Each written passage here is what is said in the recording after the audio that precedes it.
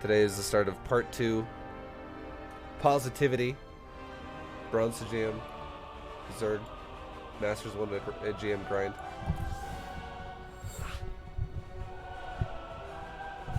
I had a nice long think about myself last night. And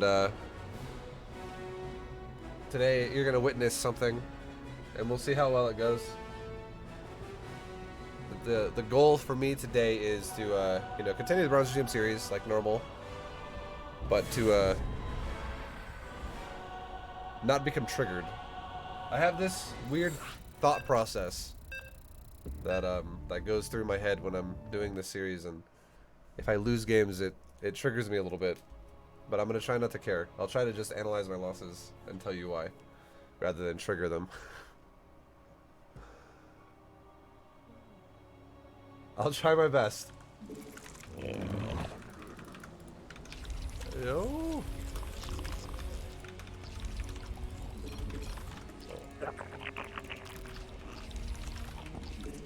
Alright. First game of the day versus In Control. Let's go. Let's go, dude. All Jason's replays are free, and he does Hero Marine builds.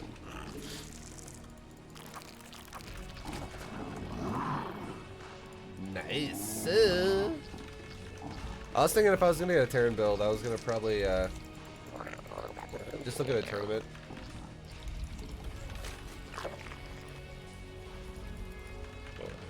Look at some tournament replays, and then get something that I think looks good. Be like, oh, I like this style. I'll do this. Like that kind of stuff. It's all gravy. Pig In Control just took Pig apart on ladder. Alright, well, now it's my turn. Let's go. Bronze to GM, boys. Is In Control gonna cannon rush me? I don't mind. I like cannon rushes. You guys afraid of cannon rushes? You Zergs out there? Are you afraid of getting cannon rushed? Well, guess what? Let me show you the way. I'll show you the way. Let me show you the way. Okay, he didn't cannon rush him. He doesn't give a shit, and neither do I. Neither one of us gave a single shit about that cannon rush.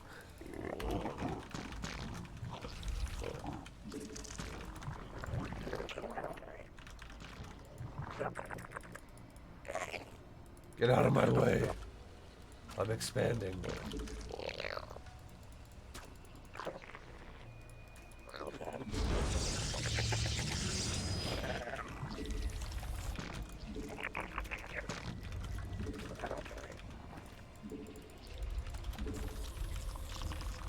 I will take a third base wherever I can. This probe does not get out of my way. I will take one up here. I swear I will. I don't care.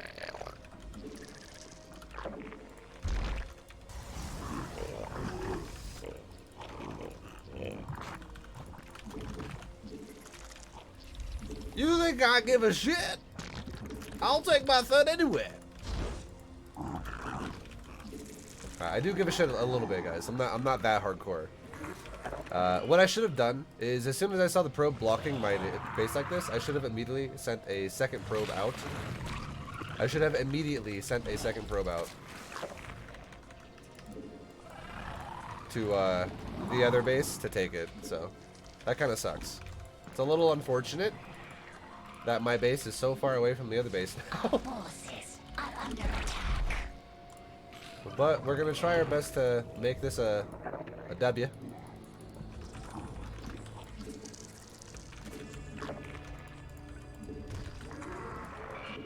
Our forces are under attack.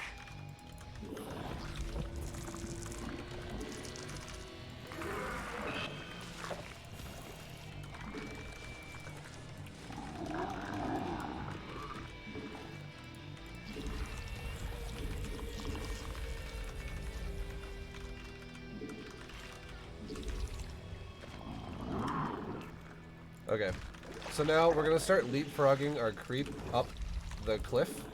I'll show you guys what I mean in just a moment.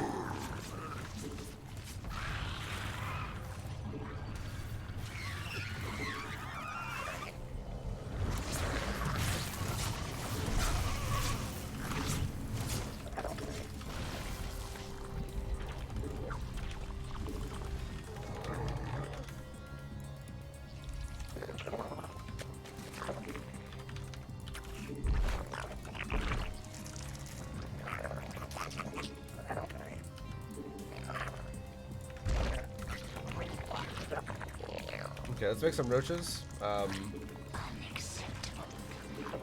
for this next part. We're jumping creep from the cliff, like I talked about.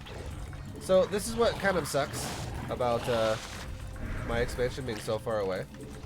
Let's also get 2 spores per base now, because he's going for heavy oracles. And let's also take another base. Our forces Let's take one are there. under attack.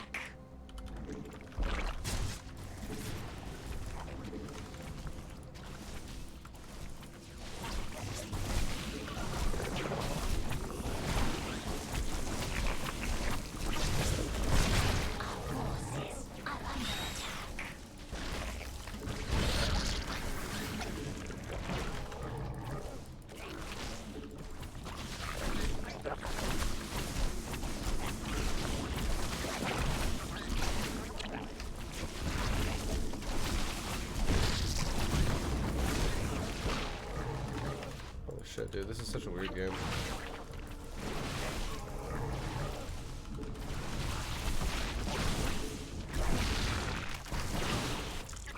Metamorphosis complete. Our forces are under attack. Our forces are under attack.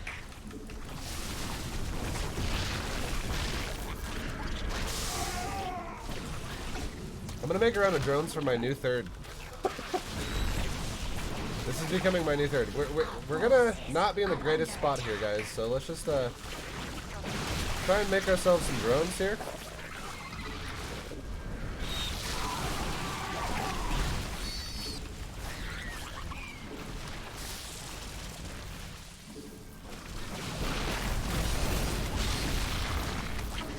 Okay, yeah, it's getting a little how you going, hypey. A little crazy. Fucking pylon's still there. Oh my god.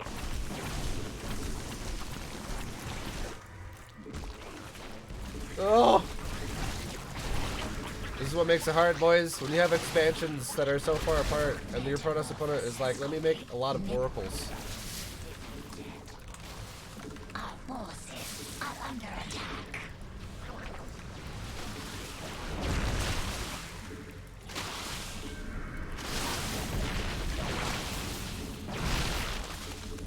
We're just making Zerglings, and we're gonna go counterattack him now. Let's also make a Spire. We're not gonna do anything with Hydras at this point.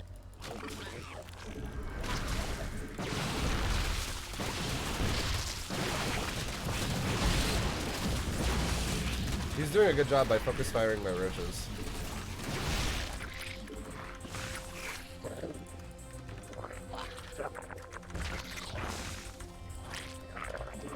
Mineral field unacceptable. Because I really need those roaches. Let's kill this pylon. If we can. This game, oh my god, there's so many fucking gateway units. And then now these oracles have so much energy again. Oh my god, dude. Oh, it's looking terrible.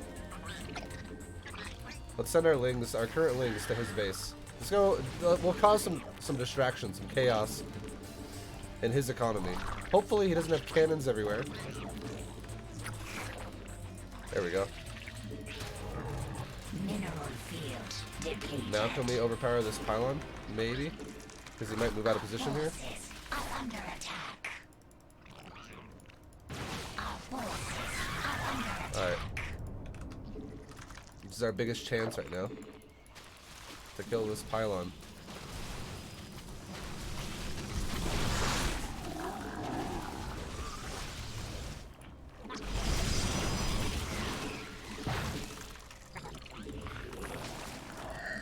Mineral field Holy crap, dude. depleted.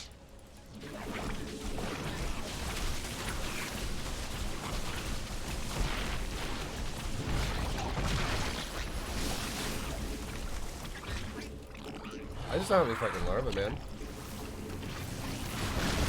That just got charged. Yeah, we're goners, boys. So the biggest mistake of this whole game, that was just like a lot of death for the next like 10 minutes after or like 5 minutes after I expanded. Really, what should have happened there is when the pro blocked my my third. If I'm doing that build, I should have just taken the third.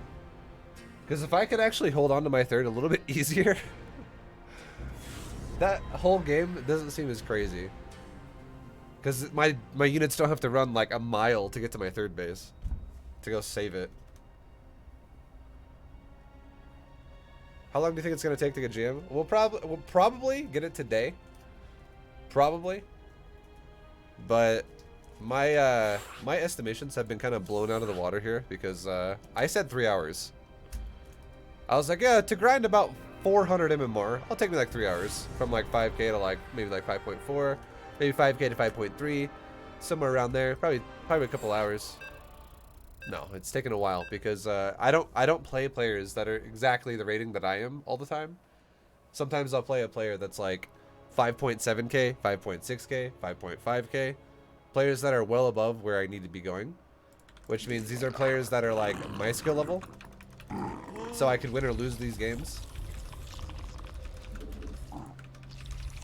It's not like I'm going to be a fucking non-stop winner here. So it's taking a while. It'll take a little while.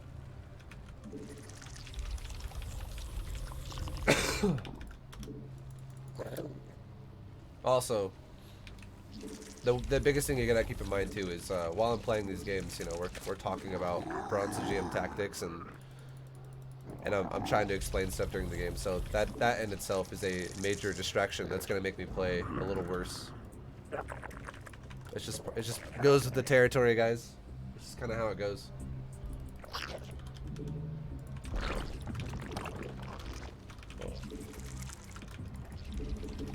Hey, ViBE, I read an article today talking about how amateur versus tennis players...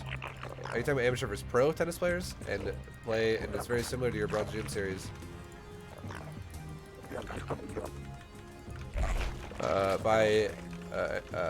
Bronze Gym series, amateurs win by making less mistakes than their opponents, whereas pro tennis players have to outplay their opponent, not just return the ball safely.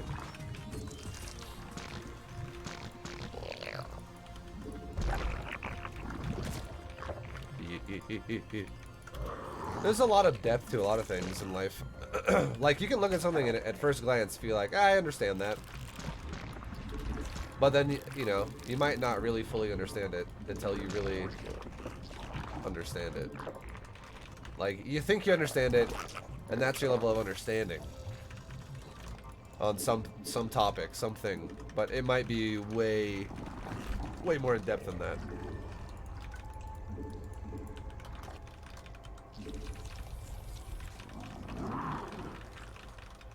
What? I'm reading chat right now, and I Rebel Evom with the weird jump in chat. I don't even know where that's like left field there.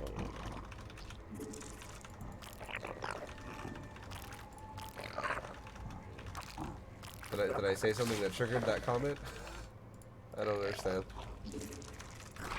It's from yesterday? I don't even remember. What, I don't know. Sometimes chat, you guys are crazy, and you're even too meta for me, the guy who is running the chat.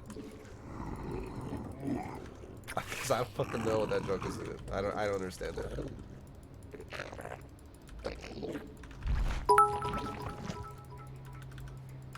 Hashtag charity. Oh shit, the charity bits. The charity bits! And our bee appears. What's up? What's up, Livy? Thank you for the boots. Our forces are under attack. Alright, guys, let's get ready. And let's get ready.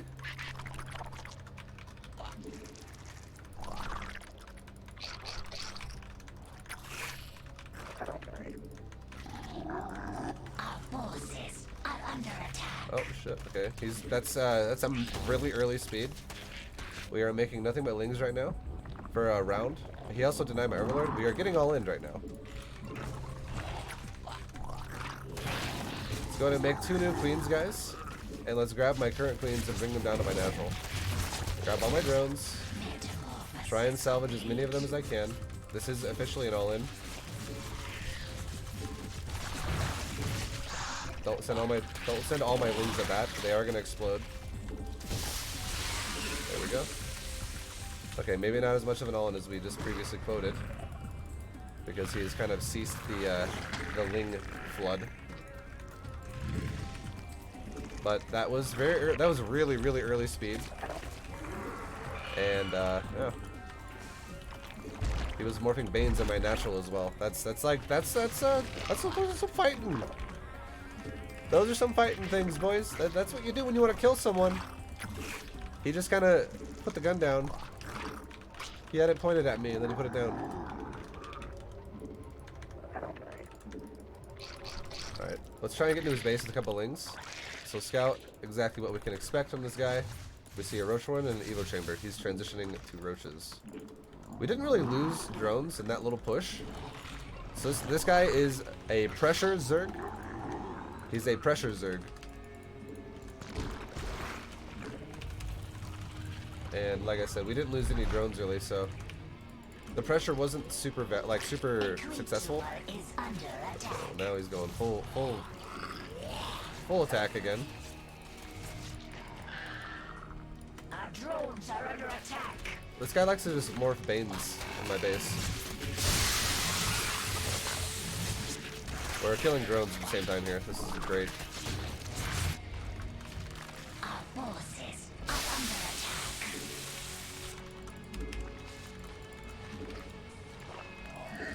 Alright. Anyways. We can go into Roaches now, guys. We have a great economy. My economy is looking real good. We'll take a 4th base as well, but we're going Roaches now. Let's spread my Overlords out a little bit more as well, just so I can see little Ling run-bys and shit around the map. Maybe I can catch a Queen out here, maybe some drones again. Notice how I don't have all my Lings chase the Queen automatically. I split them up a tad, so I get good surface area on a lot of things. Put them on hold position right here.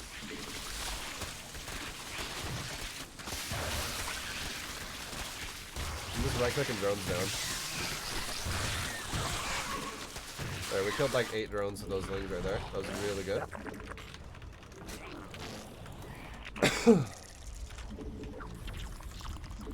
Let's get Roach Speed, and let's also get a Hydrodin right now. And let's make an Overseer. This Overseer is gonna go scout his base and give me some vision of what's going on.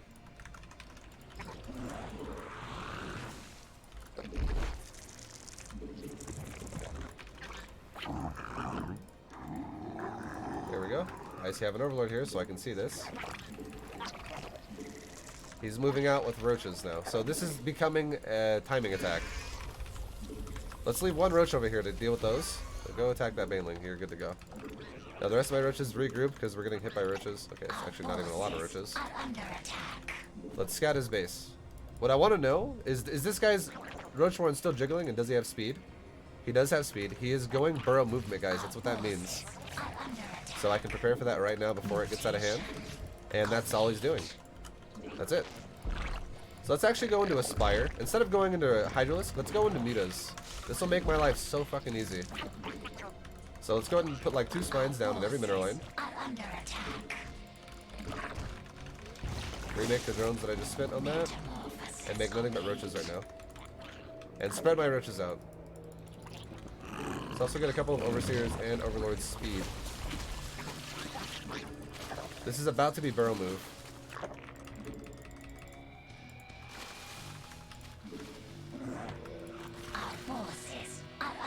I'm gonna leave an Overseer kind of like out in front of my base on a couple sides. Let's put 3 spines there. At the front of my next base. And there's the burrow movement Roaches. Let's spread out my Roaches a little bit throughout my base. Just to help assist my spines. For the time being. Mineral field depleted. And let's start upgrading Hydras, just because now he knows I actually have a Spire. He just scouted that, actually. So let's be very careful about how we're going to do this. I'm going to re-rally every hatchery to its own mineral line, and I'm not going to regroup the eggs in my control groups. Mineral field depleted.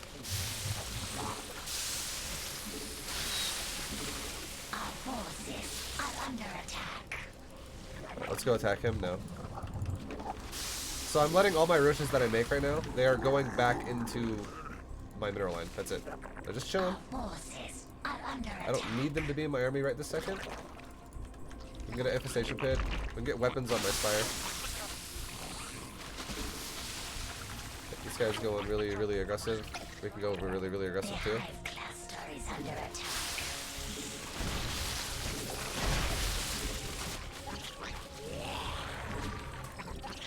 Our forces are under attack. Mutation. And you guys can see how this Zerg player I'm playing against right now, he is also going for Hydras. This is why we're not going Mitas, guys. I was going to, but it's kind of pointless now if the guy is going to scout it and be like, I know what you're doing. So now this game kind of turns into a Viper game. Let's grab all my roaches in every control group now and bring them forward. Because now he's doing a big timing on me. And I need to regroup my army here. This is a bad fight for him. I have spines helping me in this fight and a lot of roaches, so not a great fight for the Zerg opponent here. And he just threw away a massive army. Let's go ahead and counterattack now. This is when we launch a counterattack. And doing this, let's go into like 6 Ravagers. And we'll just do a Roach Ravager timing right now. Because now he's going into Lurkers.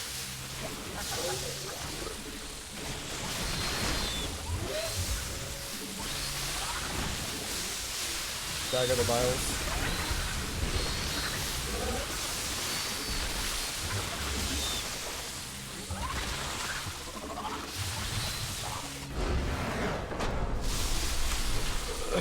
So I really wanted to go Mutas. I really did. I really wanted to go Mutas. I even was upgrading weapons on Mutas. I might have gone Mutas at some point in this game. But just forcing the Mutas to work when I knew there was a changeling sitting right there sounds like a bad idea, because most likely what's going to happen is he's going to now be like, oh, you're going Mutas. I'm just going to start making a counter to that, like, for instance, Hydras. If his upgrades are good like this, he's 2-1. I am also 2-1. If you go Mutas against a Zerg who is double Evo upgrading, and he's going Mass Roach into a little bit of a delayed Hydra, and you're going Mass Roach into a little bit of a delayed Muta, the delayed Muta gets kind of crapped on by delayed Hydra if he's doing a build like this. So you got to be very careful about that. You don't necessarily have to fucking go Muta even though you made the Spire. The Spire is... I would have totally made Mutas though if he did not scout my Spire, and these Roaches would have done what I did. If he would have gone for like, oh, let's make like 8 Ravagers and let's go attack, then I'd be like, okay, let's make Mutas. Because if you have Roach Ravager and I make like 12 or 15 Mutas and I just start popping Ravagers all over the place, and then after all your Ravagers are dead, it becomes a fight where it's Mass Roach versus Roach Muta, and the Mutas can just literally kill a Roach every single like 2 volleys. That's pretty good for you as the Muta guy. Especially if you force the fight on like a little choke point here, on something like this where not all the roaches can fight. So that's kind of what would have happened if he would have gone for Roach Ravager. But when he scouted the Spire, you can kind of assume he's not just going to be like, I'm making Ravagers now. He's probably going to go Hydras. So we didn't just make a bunch of Mutas and put myself in a bad spot where I'm trying to fight 10 Hydras with 10 Mutas. That would suck really bad for me, especially since my Mutas would be 0-0. And his Hydras would be 2-1 upgrades. But with that being said, we went back into Roach. We did a little bit. We allowed this guy to kind of bleed his units out by making a couple spines per base. And like I said, what we did was we rallied all of our hatcheries back to our own mineral lines between the spines. And we just made roaches, made roaches, made roaches. So every time he would try to burrow move any of my bases, there'd be like 5 roaches and 2 spines at it. And we only did this while he was harassing. Once he actually moved out with a big clump of roaches, we grabbed all my army. You can literally use select all army, and we regrouped it all. We regrouped everything at a big fight right in front of my base right here. You can see it was like, I'll show you. It was like right here.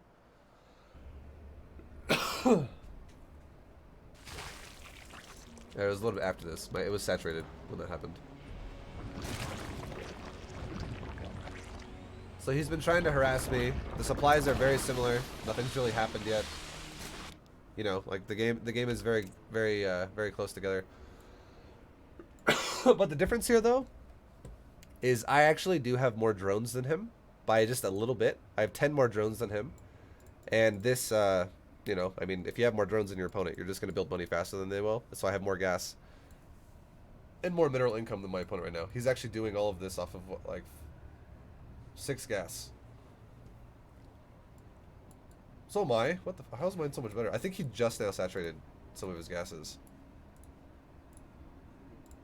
Yeah, he literally just saturated that gas in his main. He was doing this off of 5 gas, and these 2 gases haven't been up for long either. So he's been kind of delayed on the economy because he's been going. He's really committed heavily to I'm gonna burrow roach move you.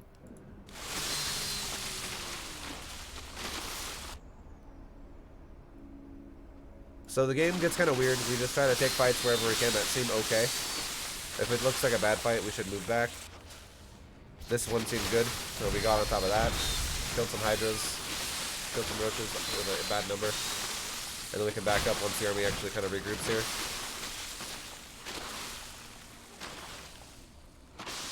And now if you look at my mineral lines. I have roaches in all of them, guys. There's no way he's going to actually do any damage here. Any of these mineral lines with burrow move. Not only did I mention there's spines here to help my drones not die, but there was so many roaches that he could literally do nothing to my mineral lines. I was just harassing him. And now, after that, even though we're at a supply disadvantage here, he's now gone, okay, I'm going to attack you now, full on. I'm going to full on attack you. So, we regroup everything, and we defend.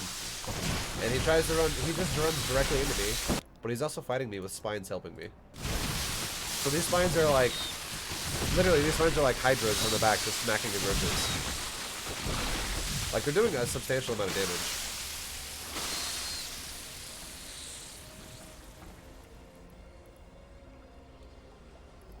And he's kind of falling back now because that, you know, he took a fight, he lost, he was going to lose the fight, so he backed up. And now the result is, this is very standard, by the way. This is super standard for Zergs to do this after the opening he did. And I'll even do this plenty of times myself as well. It's very standard. But because he lost the fight, we now have a window of opportunity here to kill him. So if I made just roaches, okay, I might win the game. It's a maybe. But my odds increase if I make Ravagers because these lurkers might actually already be done. And if they were done, I could see that with an Overseer and I could just Corrosive Bile them and kill them. Much easier than just Ramboing all my roaches into them and being like, kill them! So Corrosive Bile is a great tool to have. Breaking someone who's going lurkers, especially if they don't have that much stuff yet. Which he definitely doesn't because he just lost the fight. But they're an egg still, and when a lurker is in an egg, it's way more vulnerable than when it's out of an egg. It has half the health that it does normally when it's in an egg. When it's out of an egg, it has 200. When it's in an egg, it has 100. So a lurker is super squishy in this egg when it's morphing. So we kill them all immediately, and now there you go.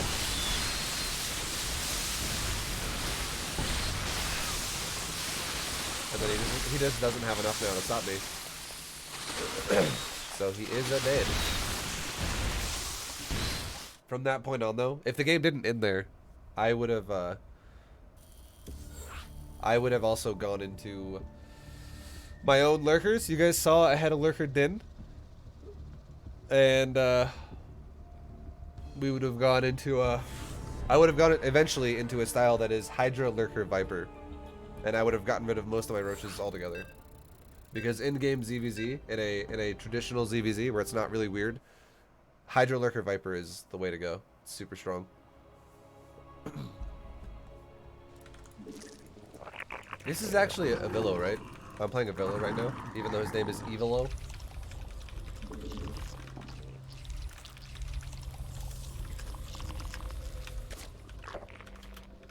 Evilo.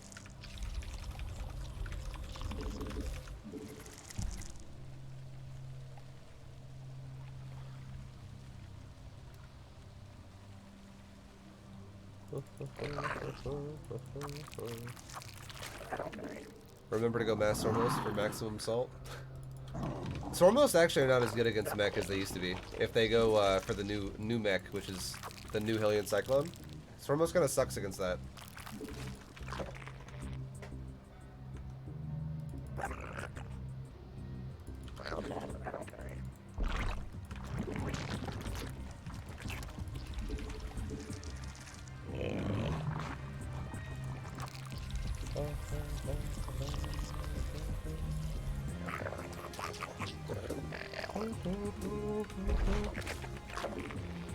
Okay.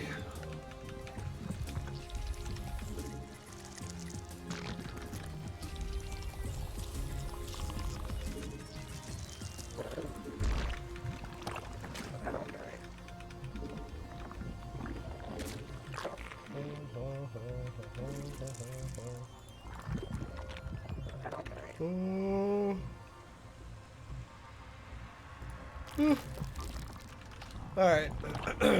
Sorry, I'm yawning a little bit.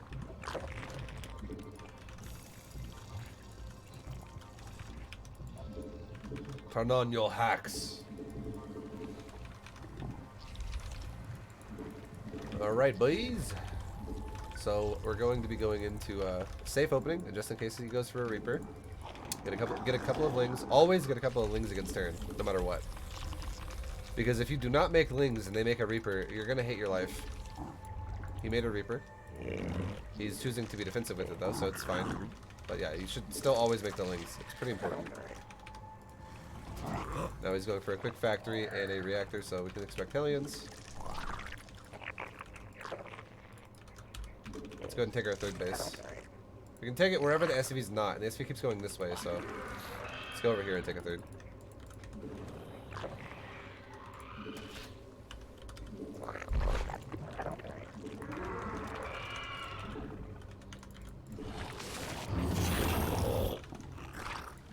Alright, we have queens now, so if his Reaper decides to counterattack my main base, and he's like gonna do that instead, and like while the SCV tries to drag my lings out, our queens can defend it. And this SCV is 100% worth killing, so I'm gonna kill it. I'm not gonna let that bad boy run back home. Even if his Reaper came over here to start attacking my lings, I could still get a lot of them back home, like half of them, and let like 2 of them die by spreading them out. But yeah, it's totally worth to kill that SCV. Definitely worth. Alright, now you can see our Overlord's still just sitting in his base because we don't care. Like, there's no Marine being made yet. He keeps making add-ons on the barracks, and there's still no Marine being made yet, even after that's done. So we're going to continue to chill in the base. Get my queen up here to kill this Reaper. There we go. Still no Marine being made. We can scout further in. Let's make a few more lings.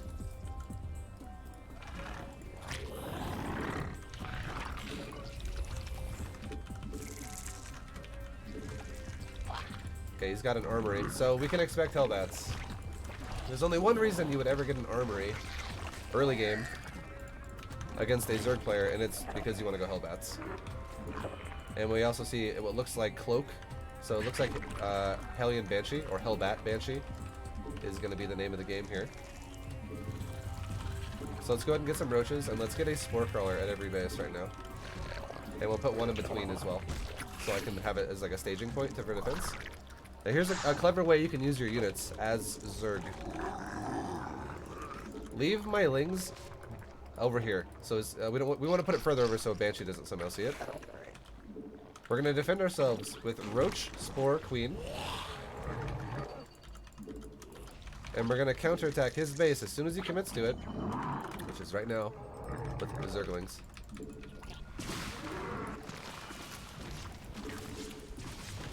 Watch the... Oh shit, he walled it off.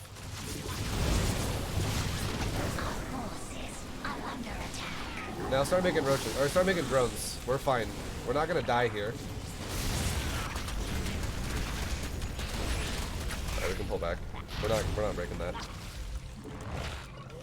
I can take another base because that was a lost attack there, and we can just chill.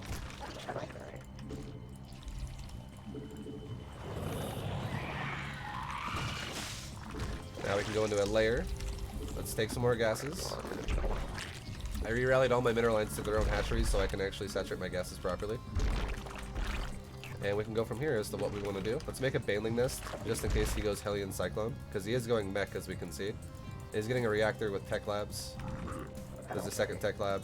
This is another command center. There's just, you know, there's a big chance we're going to go up against Hellion Cyclone, is my point. Unacceptable command. Our forces are under attack. Alright, so my base over here, this base is unfortunately going to die. It's okay. Under attack. Not that big of a deal. Let's go take the one on the opposite side then. Our forces are under attack.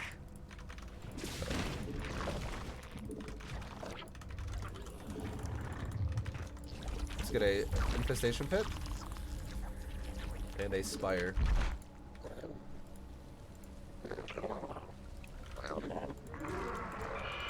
Unacceptable command. And let's retake this base now that he just left. I think he's going to my other base to kill it now.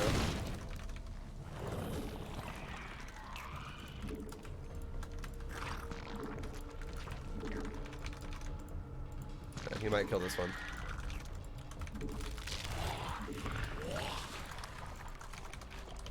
We're gonna get our queen group out here and we're gonna try to, okay, that's a lot of fucking Vikings. What the fuck is happening? So many Vikings.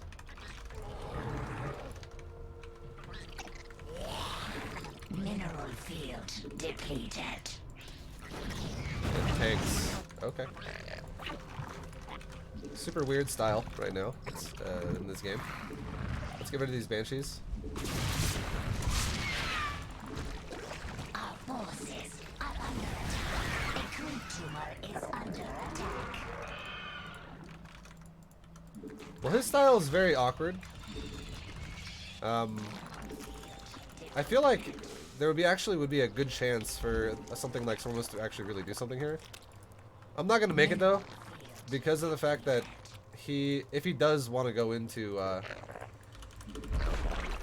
whatever it's called, cyclones, I'm gonna hate my life because those really suck for me if I go supermost. We're just going into heavy economy, guys. That's really what we're doing right now. Spine Spores for our outer bases. Spine Spore Spore, Spine Spore Spore. Let's get my mineral line saturated at these new bases. And now I have 88 drones, guys. That's a lot of drones. I think I'm good to go. We can make a round of Mitas. I mean, sorry, a round of Infestors. Because this army is very mixed. It's very air and ground comboed. It's just all over the place. It's not like one specific thing or the other. It's like a mixture of Banshee Viking tank. So I don't really want to go Mutas right now or something like that at the moment. It's just very mid-range. We can try and do a little bit of a counterattack into his base with our Lings here in just a moment. And meanwhile, all we're doing is we're spending our creep. Now, if he pushes with Tank Viking, we have a lot of Infestors we can fungal him down with over and over. And it looks like he might still be on like 3 bases. Okay, he's pushing, so here we go. Let's start fungaling him down.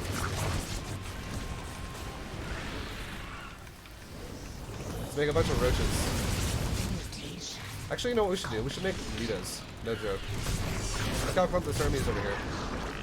Let's attack it with our ground army right now.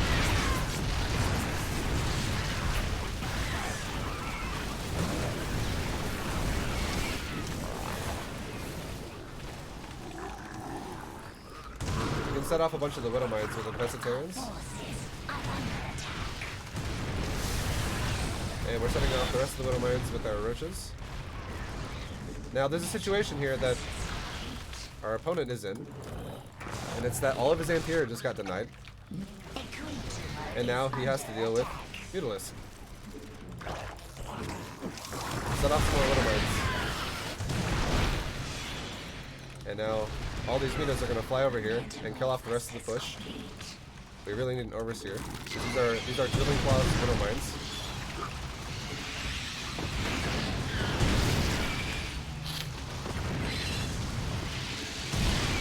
Alright, we really need an overseer. And let's just start throwing some infestarians out again.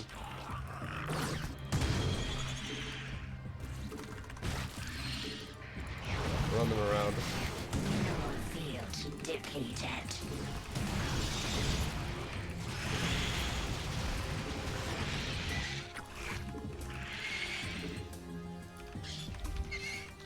Alright, cool. So we're stable. We are stable. The put, like I said, it was a mid-range push, and if you have a Terran who goes mid-range push and it's super awkward, maybe don't invest into one heavy thing or the other. Infestors are a great way to really just kind of stop the push, make the push have a lot of problems as it goes. And now we can go into Broodlords, honestly, because this, again, this game is weird. It's a weird game.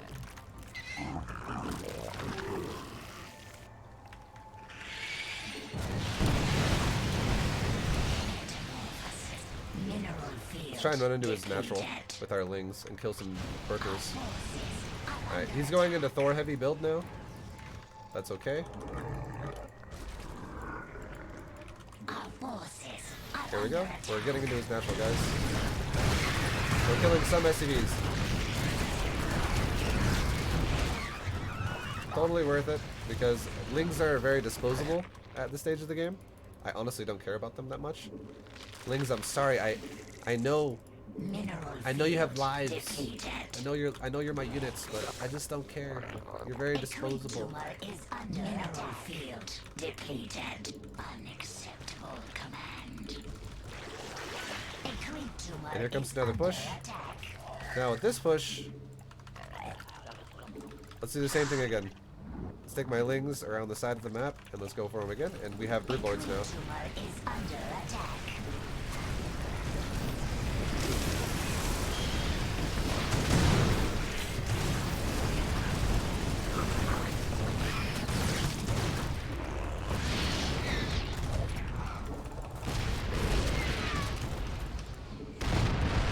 Try it again. Try and get into his base again if he moved all his Widow Mines.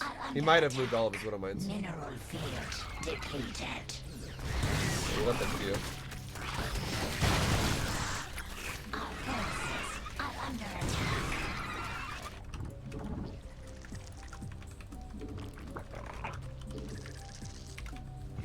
Our forces are under attack. Mutation complete. We can go kill his planetary fortress right now. Our forces are under attack. Which is his newest base, his newest expansion. Let's take another base of our own. Let's go kill this PF. And let's start filling up my Vipers with some energy.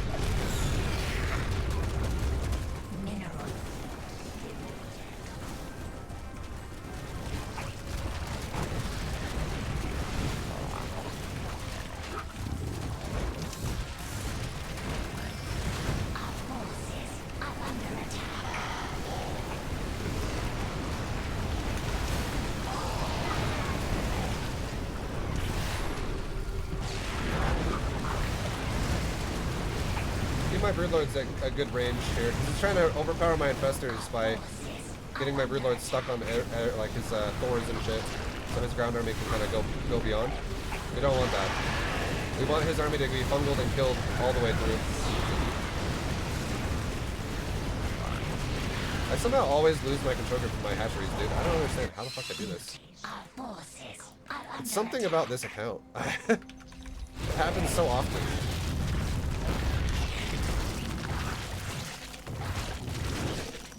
I don't know. I seriously don't know what it is. It never happens on my main account, but it happens a lot on this Bronze Gym account. Goes spine, spore, spore, or spore, spore, spine, spine, spine, spine, spore. Said it wrong twice.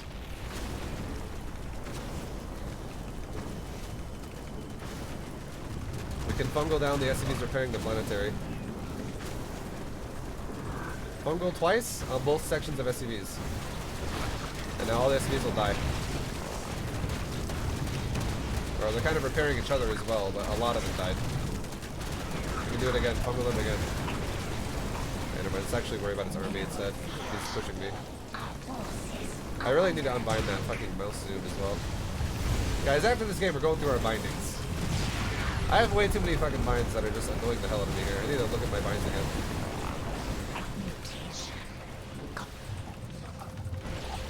Keep kiting.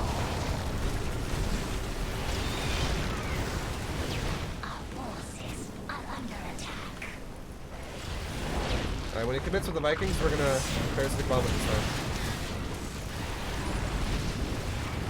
Mineral field depleted.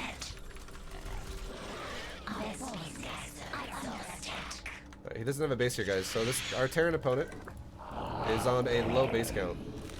Let's remake and refill up our Broodlord count. And let's transfer drones to a new base. And take another base.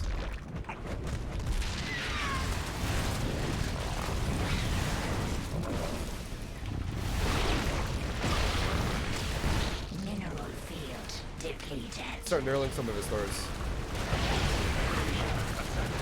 Like, what the hell? I just fucking removed my Broodlord group again. I know what's happening. I 100% know what's happening.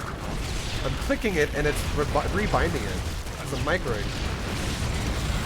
That's okay. I just figured it out. Look at this. This is what's happening. If I have my corruptor selected and I click 5. Alright, right click it.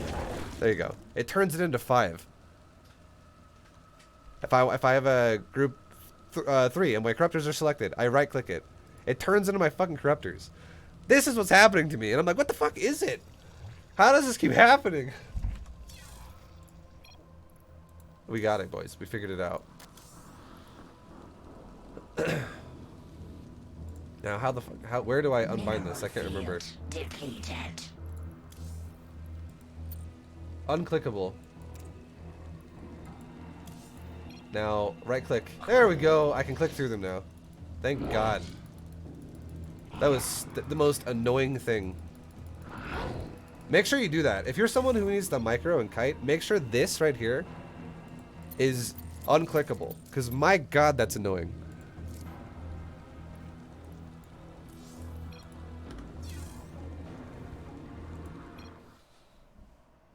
Oh, we figured it out, guys. We solved the Rubik's Cube.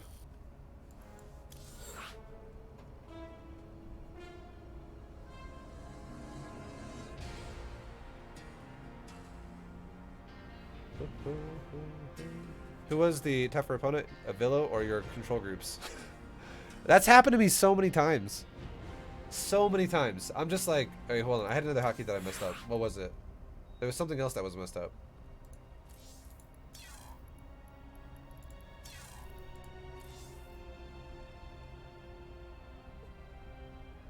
That control group thing is huge. I can't believe I had that on somehow. I haven't messed with that feature in like so long that oh, the zoom. Thank you. That's what it was.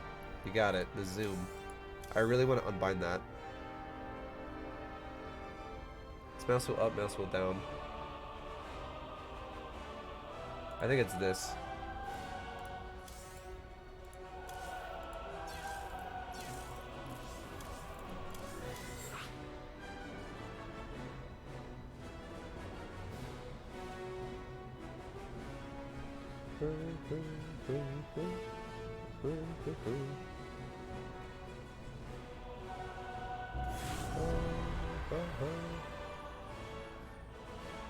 All right.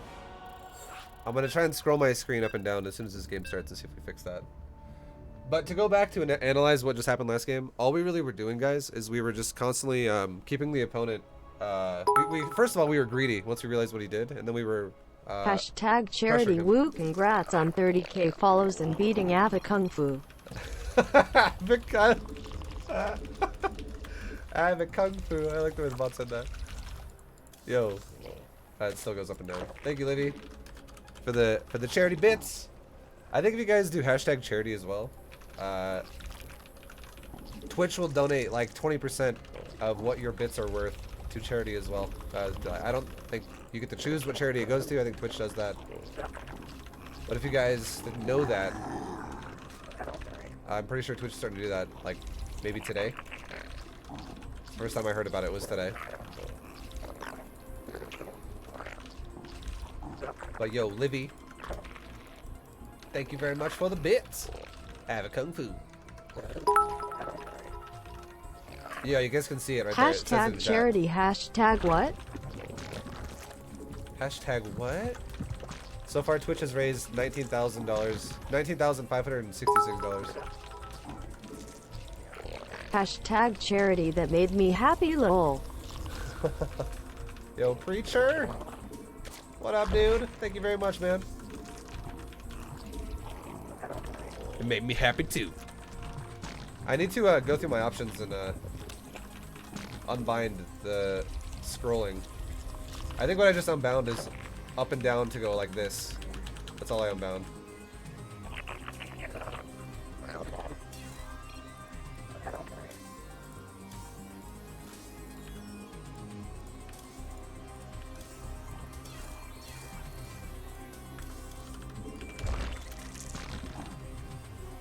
There, I can do it now. I don't really do that very much, but yeah, it's okay. I just rebound it because might as well. I'll forget otherwise at some point.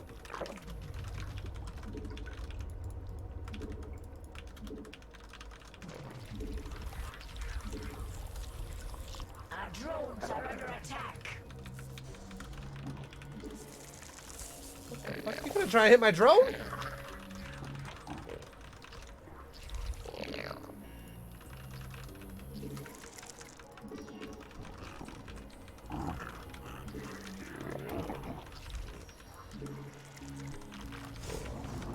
Alright. Alright, alright, alright.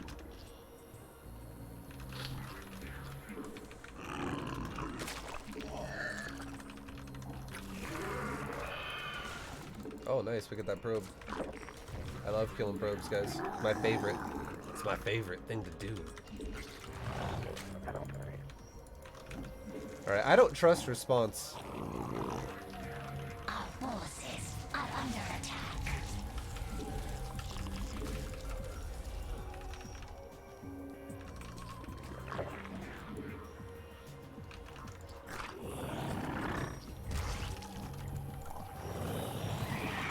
Our forces are under attack. Okay, so I don't trust response is gonna go for like this. Like, oh, he's gonna go for like one oracle. I think he's gonna go mass oracle. It's habits here. It's tendencies of a player. I'm trying to think of a way though to make this go into good coaching, because I know he's gonna do this. I already know he's gonna do it, but you guys don't, and I can't just say, oh, he's gonna do it, and then that's just how it goes. I'm trying to think of a way that like we can make a timing here where it's like, okay, let's now go into lots of spores. I think it's gonna be at 5 minutes. If I don't see a third at 5 minutes, like right away, at like 4:45 to 5, we just make spore, extra spore. I already know he's gonna do it though. He does it every time.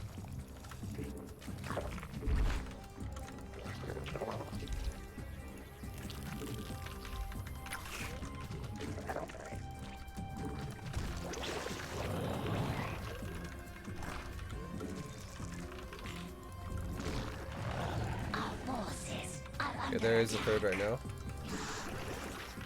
I know he's gonna do it. I'm just fucking adding spores, guys. I'm sorry. There's no way we can really scout this with this build the way it's kind of set up right now. You just gotta kind of know your opponent. And I know my opponent is going to do it, so we're gonna do it. There you go. There we scouted it. Multiple oracles. And now he's going double robo at a third base, off of 2 adepts.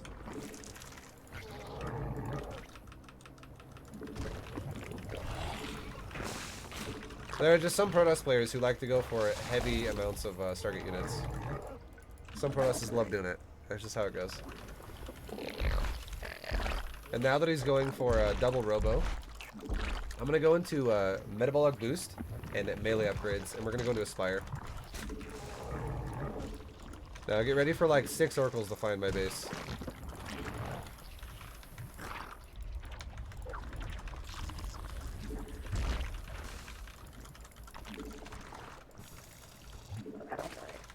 Let's try and take another base over here.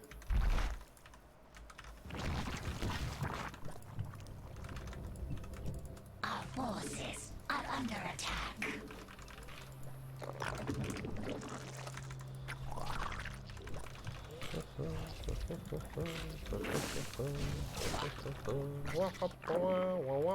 Maybe he's not doing it, and I'm just paranoid. Our forces are under attack. He is going immortals though, and because he's going immortals, we're going into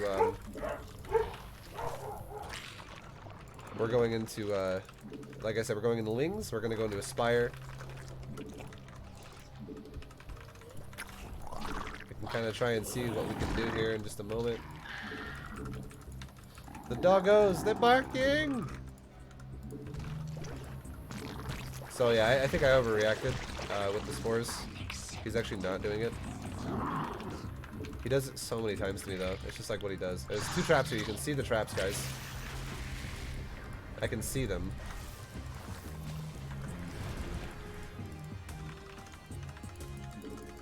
Let's go ahead and take 1 round of drones first before we fully commit to this. And because we're taking a round of drones, let's take a macro hatch.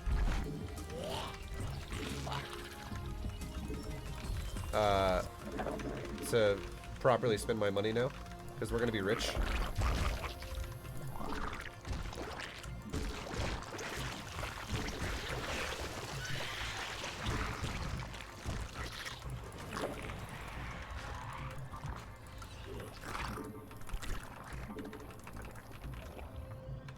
Alright, let's go scout the front of his base again.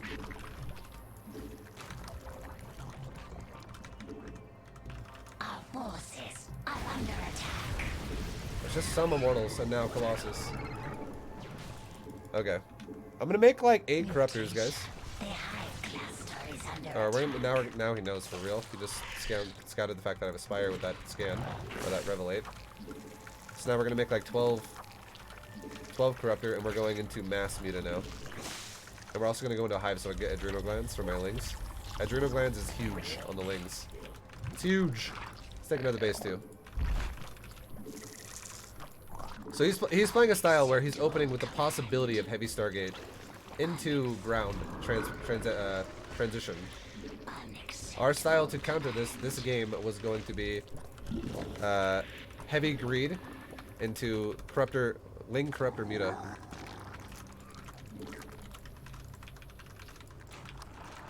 Mineral field depleted.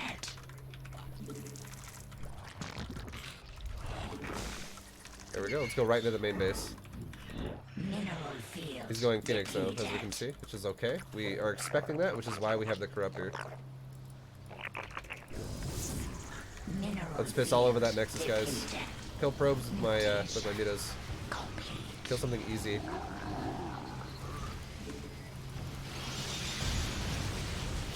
Mineral field depleted. There we go. His economy is now kind of shit on. And now he might just all in me. We need to be very careful about how we go about what we're doing now. I need to not expose myself too hard. If I go too far away from my mutas with the Corruptor, we lose all the muta. And if I allow him to counterattack me in the wide open, we lose the game. Okay, he's defending. This is good. Let's go to his third base now with our ground army, and let's kill probes in the main again. Our forces are under attack. Okay, he's not defending. Let's go attack his army now. He's actually going counter timing, baby. Go and defend his army right now. Kill the dive the Colossus. Just dive the Colossus with my Corruptors. Because that's what's gonna really screw up my Zerglings. Kill Colossus first before Phoenix. If I can target them. There's one Colossus down.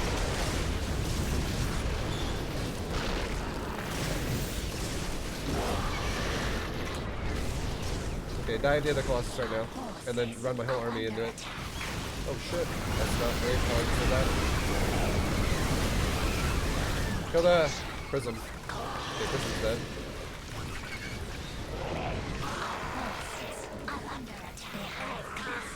We just gotta get rid of the Archons and we win. Oh my god, no!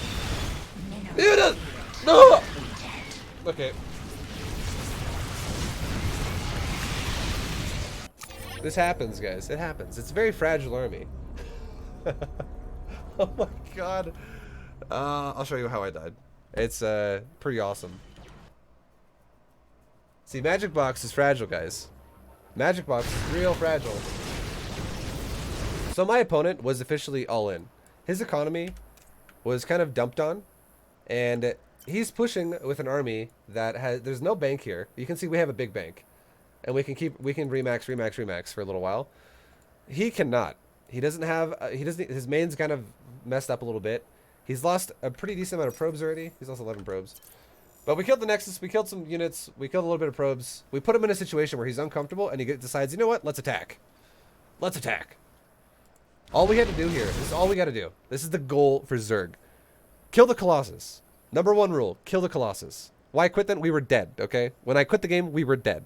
Alright, I'll get there, don't worry. But we kill the Colossus. That's our number one goal here.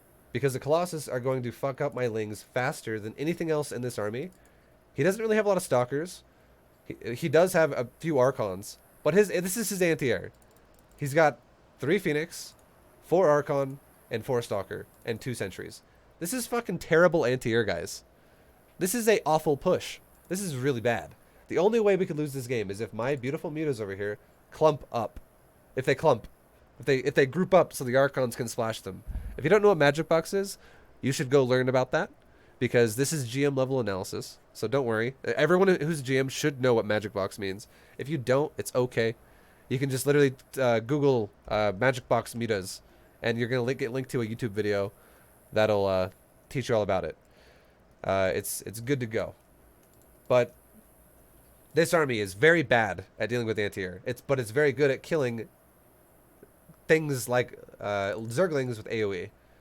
Now our Zerglings are designed to jump on the Archons after the Colossus are dead to really help the mutas burst them out quickly. So again, all we had to do was kill the Colossus, kill the Prism with our Corruptor, and we're good to go. But here's what happened. We microed this like shit. We microed really bad, dude. Like, that was really stupid. I don't know why I engaged with my mutas like that. I don't even have my mutas and my Corruptors in the same group, but we did.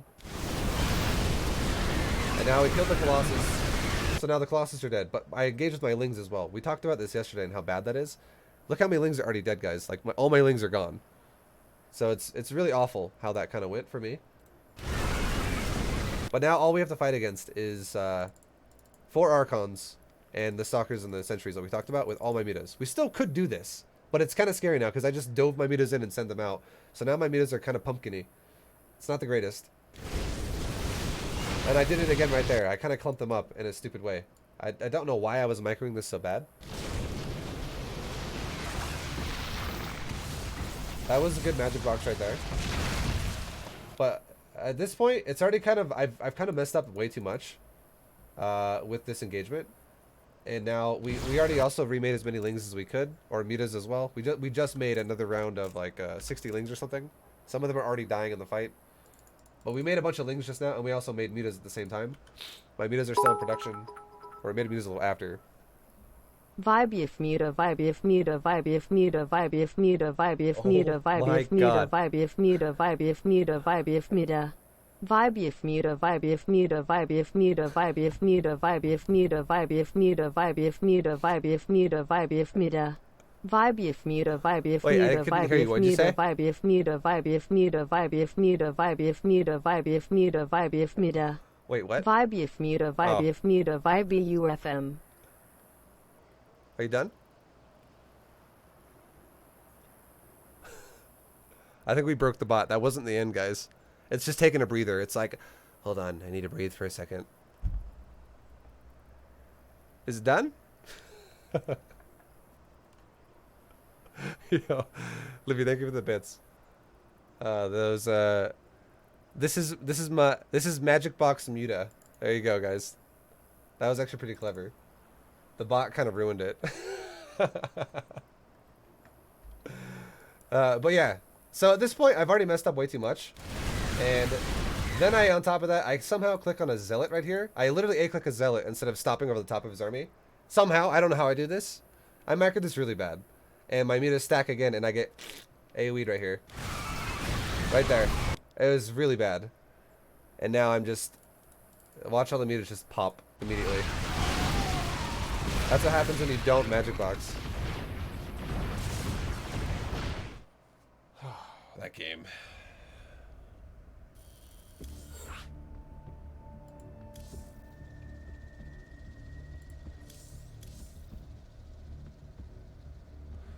That was just anti-micro right there. We microed really poorly in that fight. How many mutas did we need again?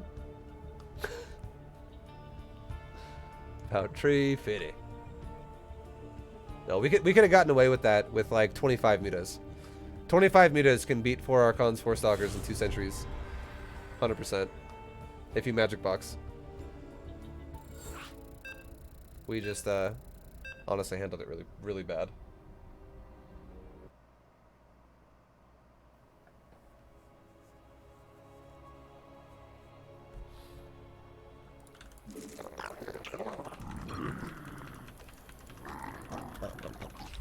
Because the thing about the mutas there in that game is it's not the only choice we have. It's not the only choice we have.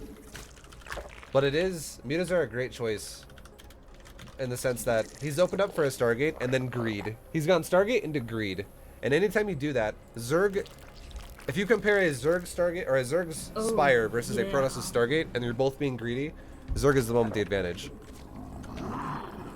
Corruptor Muta can beat everything out of the Stargate and pressure the base better than Protoss can. Yo, Green Glade 47. Thank you so much for the Subarino. Welcome to the VFam, dude.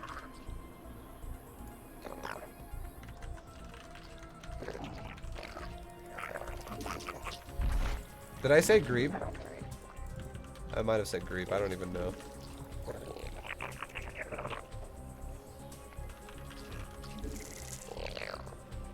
But, yeah. Libby's not a mod on your end. Libby's a mod. I think she's on her phone or something.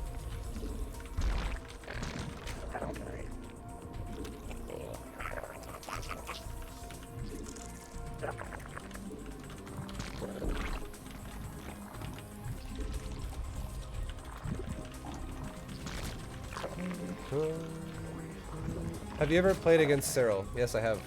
I played against Cyril in the Legacy of the Void beta. And he was still really good then, too.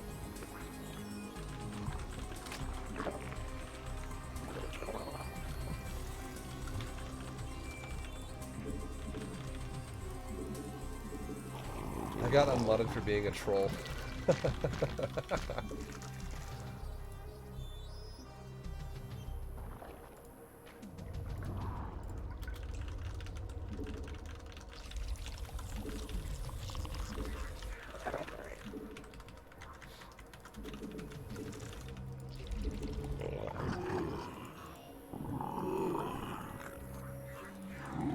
Do you think you could beat Cyril in a fist fight?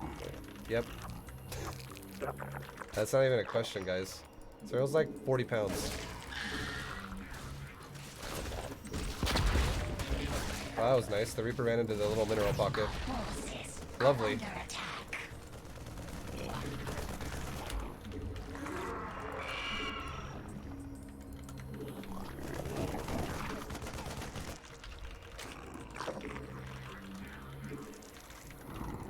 Do I think I could beat Cyril in a game of StarCraft? Definitely not.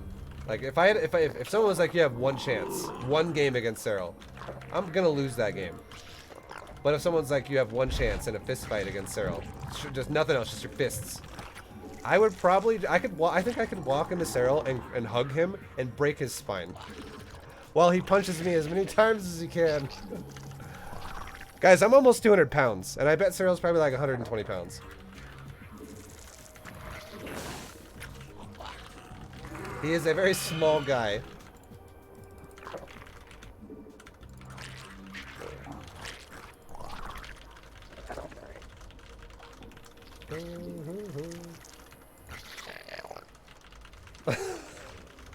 Is that a challenge? I mean, guys, I don't want to hurt Cyril. I actually really like Cyril. So why would I want to do that? I don't want to do that. But if I'm going to speak just physics here, yeah, I think I could do it. I think I know how that fight's going to go. Why do I want to hurt the god of Zerg? The guy is an inspiration. You know how much of an asshole I'd be if I hurt the god of Zerg? I don't want to do that.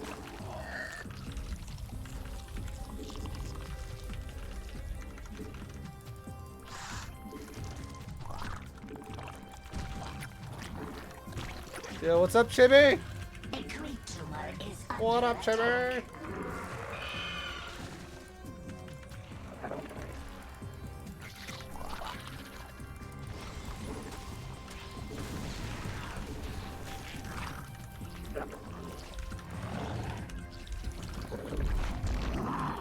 Alright, so we're gonna take a layer.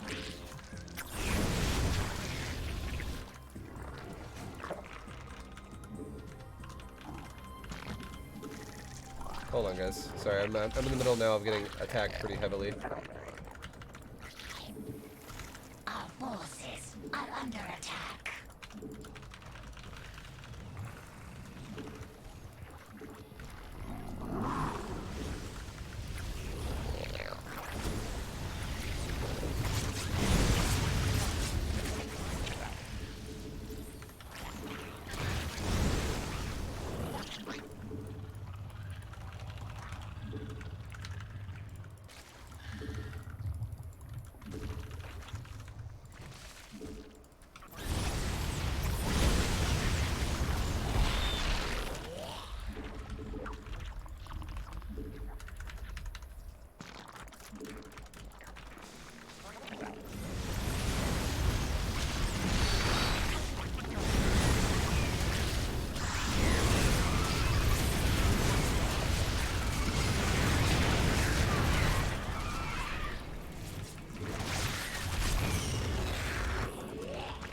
So we flanked them.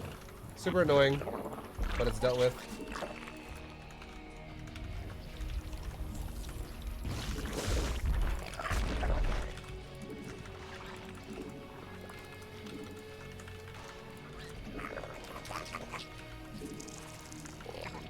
Does he have a third base? He should not have a third base. He does not have a third base. As I say, he shouldn't have a third base if we just broke his army like that.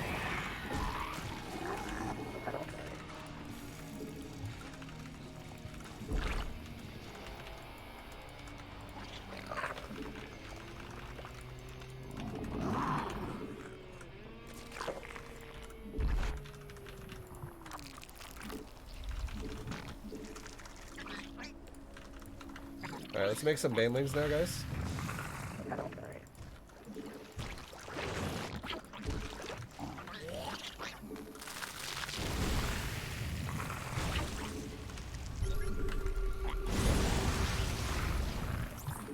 A creep tumor is under attack.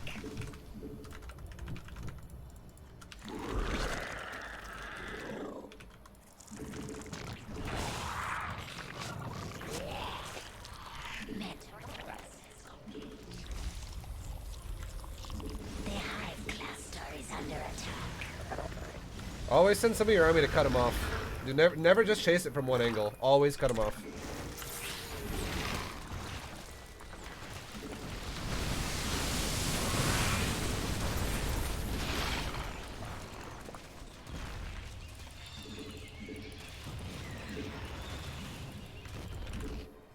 That's how the way you deal with that crap, Hellion Cycle, is you cut it off.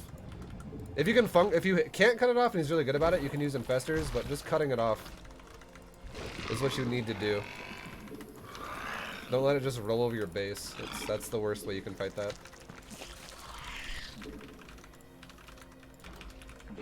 Our forces are under attack.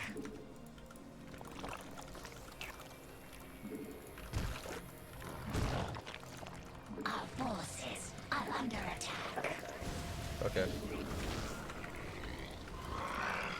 Mineral field defeated.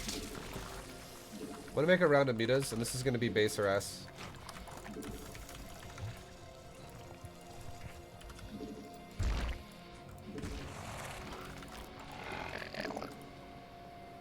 A green tumor is under attack.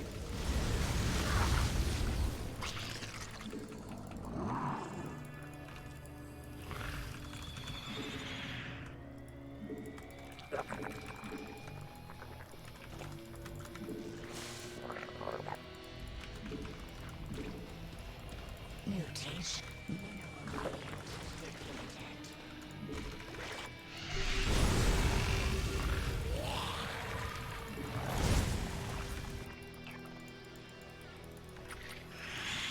See what I can do here. Hey, nice.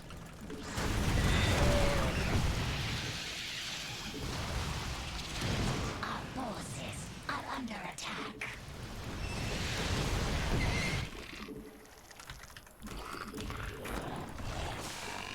Okay, this is a weird timing though.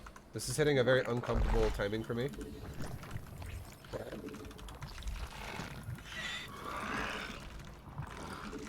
I think we're gonna bank this game on mutas for just a moment. Like, mutas are gonna help a lot in this fight. Under attack.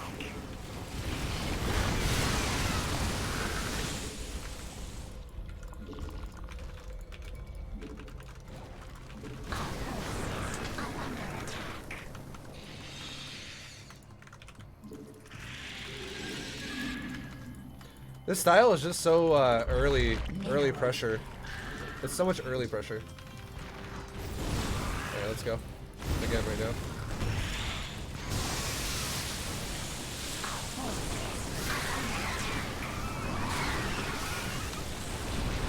Okay, Roaches can leave. Mutas can clean up the rest.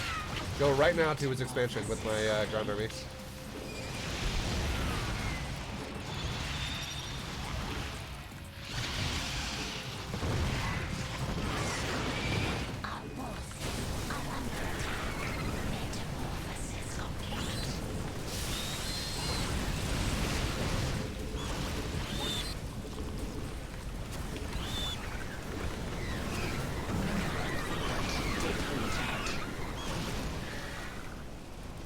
God fucking damn, Thors are like just so tanky. Come on, just die. Mineral field depleted. Mineral field depleted. The SCVs are like, repair! Hold the line! Alright, we can go into Broodlords now. We'll try to hit more of his bases here. He might just go for another timing. If he does, I'm gonna magic box him again. Because this time around, there's no SCVs to repair, guys. And Thor AoE is not as scary as it used to be. And he knows that, because now I'm killing his base, and this whole army's now dead. Thors aren't as god mode against me as they used to be. Oh, baby.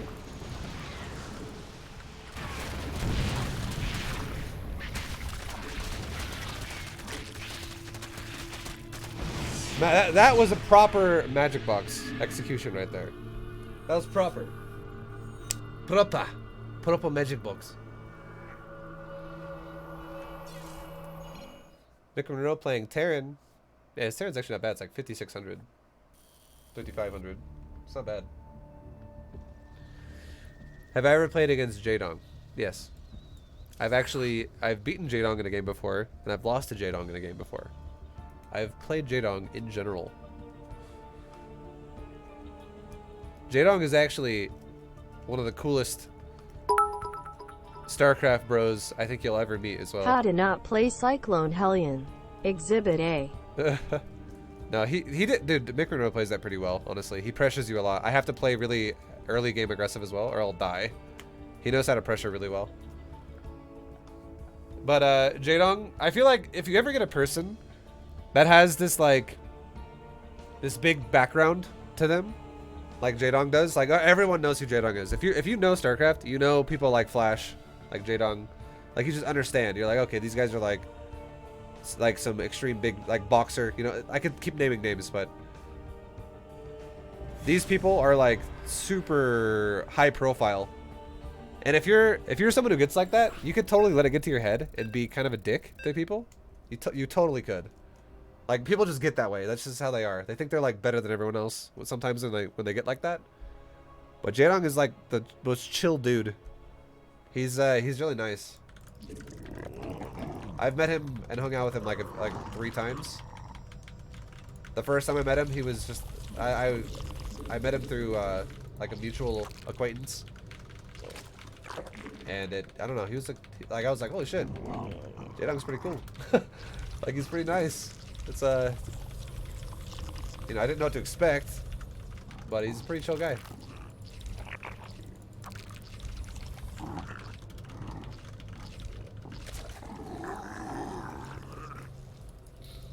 I met him through Craigslist personals. I honestly, if you ask Jaedong himself, do you know what Craigslist is? I don't even know if he'd know what that is. I don't think Craigslist is something that exists in Korea. I might be wrong on that, but I would not be surprised if he had no idea what the fuck Craigslist is.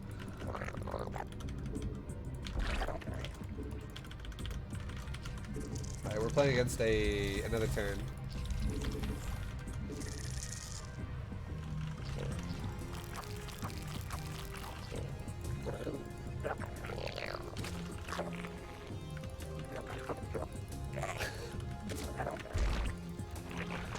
Oh my god. Yeah, that's the mistake. When I asked Jaedong, does he know what Craigslist is, and he was confused, I should have said, do you know what Craigslist is?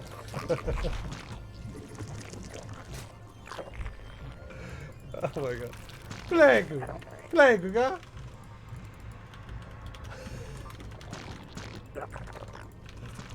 Oh my god.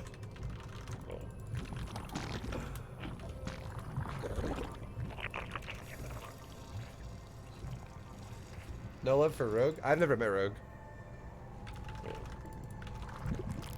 I actually haven't really met a lot of the newer StarCraft 2 badasses. I've met some of them, but like some of the newer ones that have been only around for like the last few years. Because you guys are I retired in StarCraft like 3 to 4 years ago now. Soon to be like 4 to 5. I retired between 2013 or 2014 and 2015. Under attack.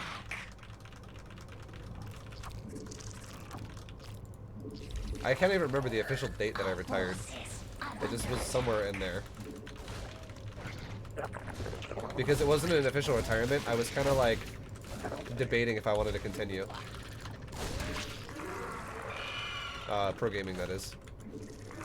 And I had to make a decision for myself. I made it somewhere in that range of time.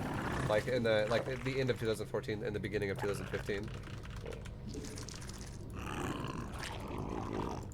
Alright, he's gonna block this, so I'm gonna... Oh, what the fuck? Did that Reaper see me? What a genius.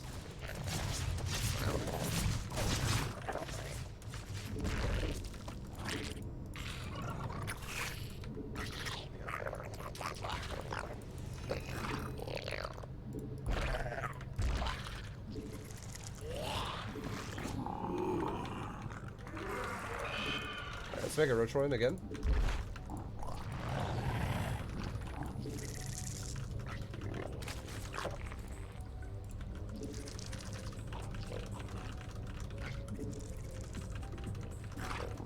I tweeted ViBE's EVP build, by the way. I know someone was wanting it.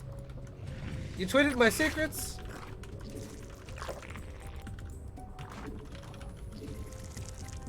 Is this the same guy? No, it's not the same guy. This is not the same guy.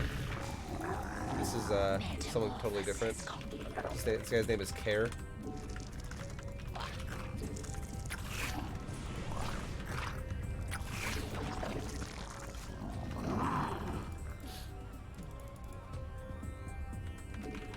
I do think Overlord would die here if 2 Marines were... One was there and one was there.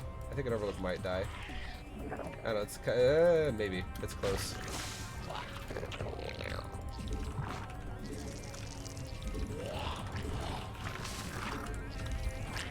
Alright. So we're gonna take Guys, we're taking a layer at the same time as a bane nest, and now we're gonna make a few roaches defensively while we move out with our lings. So in case this guy goes for Hellions and attacks me right away, we have something that's gonna guard my drones.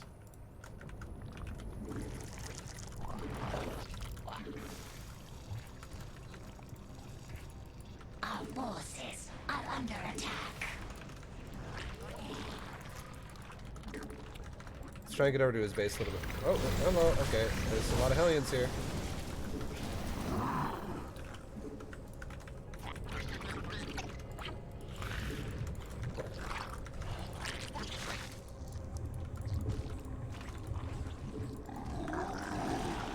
Our forces are under attack.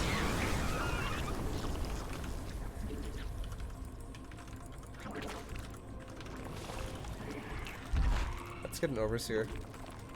And let's also get roach speed.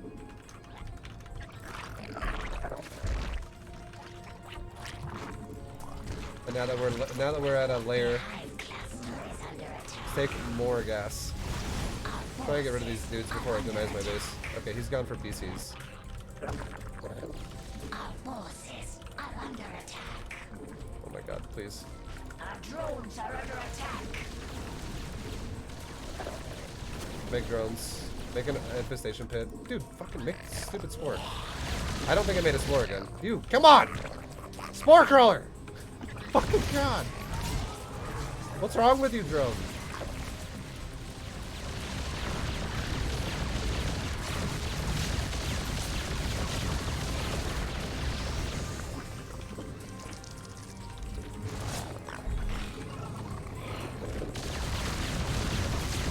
Keep making queens, guys. And keep making drones. I have so many drones on my base over here. There. Looking a little bit better. Don't let him just ransack my mineral lines. Okay, like this. Metamorphosis. Our forces. We're not playing the best right now. For sure.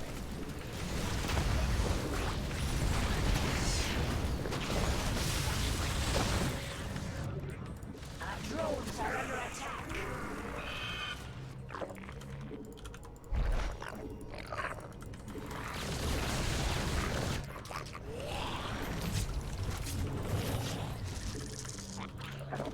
Okay. Mineral field depleted.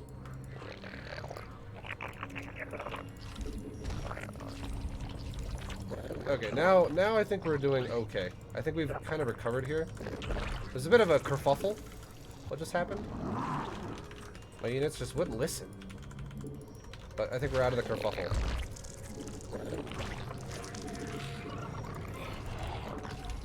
Let's get speed banes.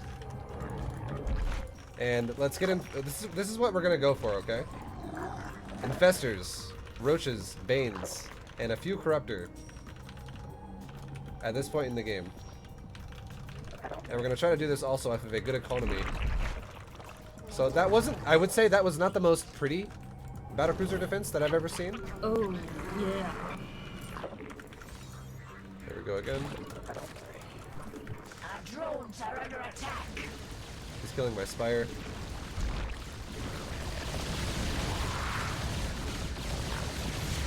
Yeah, thank you for the sub, Buggy. Thank you, Buggy.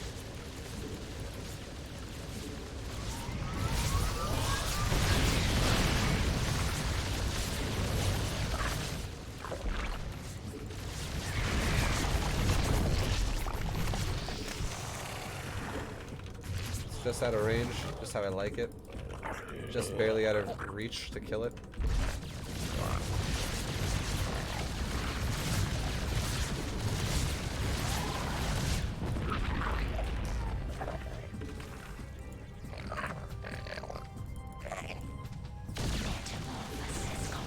I was pretty sure I made a score here as well.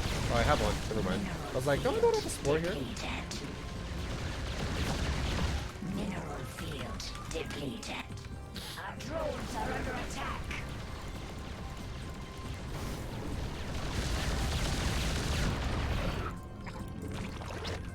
So he unfortunately killed my spire. I don't I think another spire never started. I don't know what's wrong with my drones and not building their buildings today.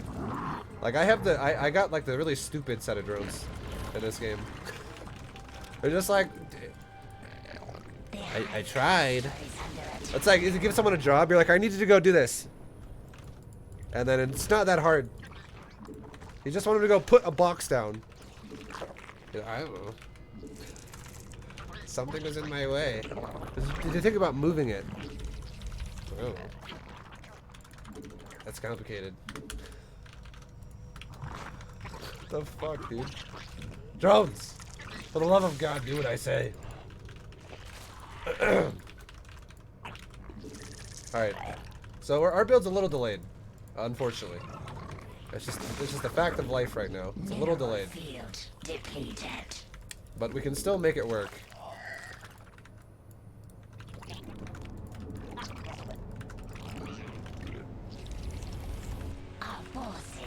Here we go. This is the timing we were talking about. The unfortunate fact here is I'm not going to have enough to defend this properly because he killed both my tech structures, which makes life way harder.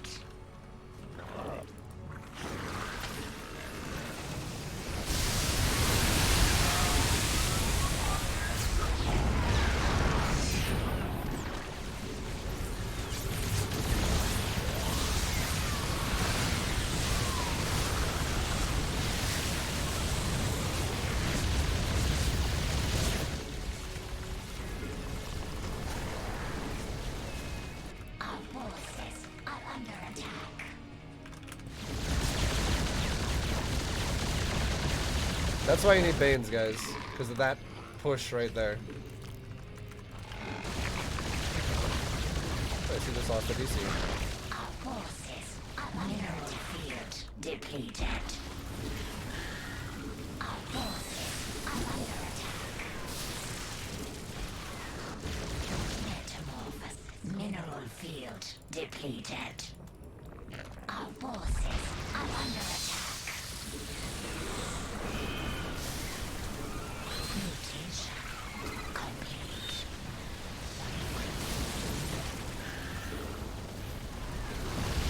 Mineral field depleted.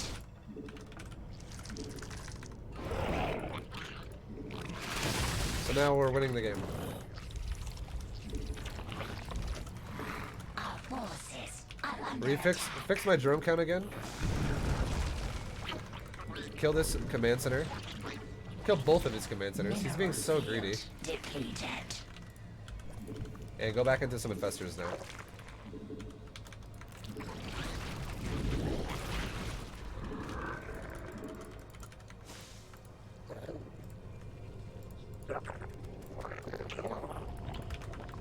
There's a dead command center. Let's kill another command center.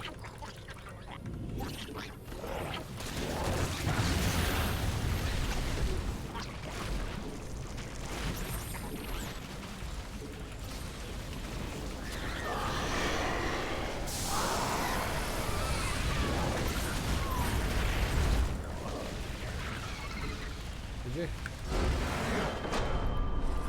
So, it all comes down to the big fight. And in this big fight right here, what you really want, okay, this is a perfect counter to what this bullshit is. What you really want, let me speed it up until it happens, is you want Corruptor, a little bit Corruptor, you want a lot of Zergling, you want a lot of Roach, you want a lot of Baneling. Actually, you don't really want Zergling. Hold on, let me start over. I'm getting ahead of myself.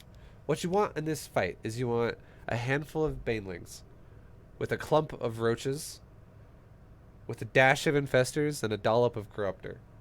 And you want to remax Zergling during this.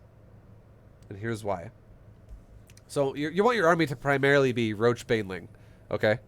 And you're going to use whatever queens you have that have been left over from the early stages of the BC defense to help with the Corruptor. But you want to also have a few Corruptor. Alright, here's how it works. Slow down, let me write this down. Alright. Here's how it goes. If I haven't, okay, so see how this is going to attack me? There's only a couple of BCs.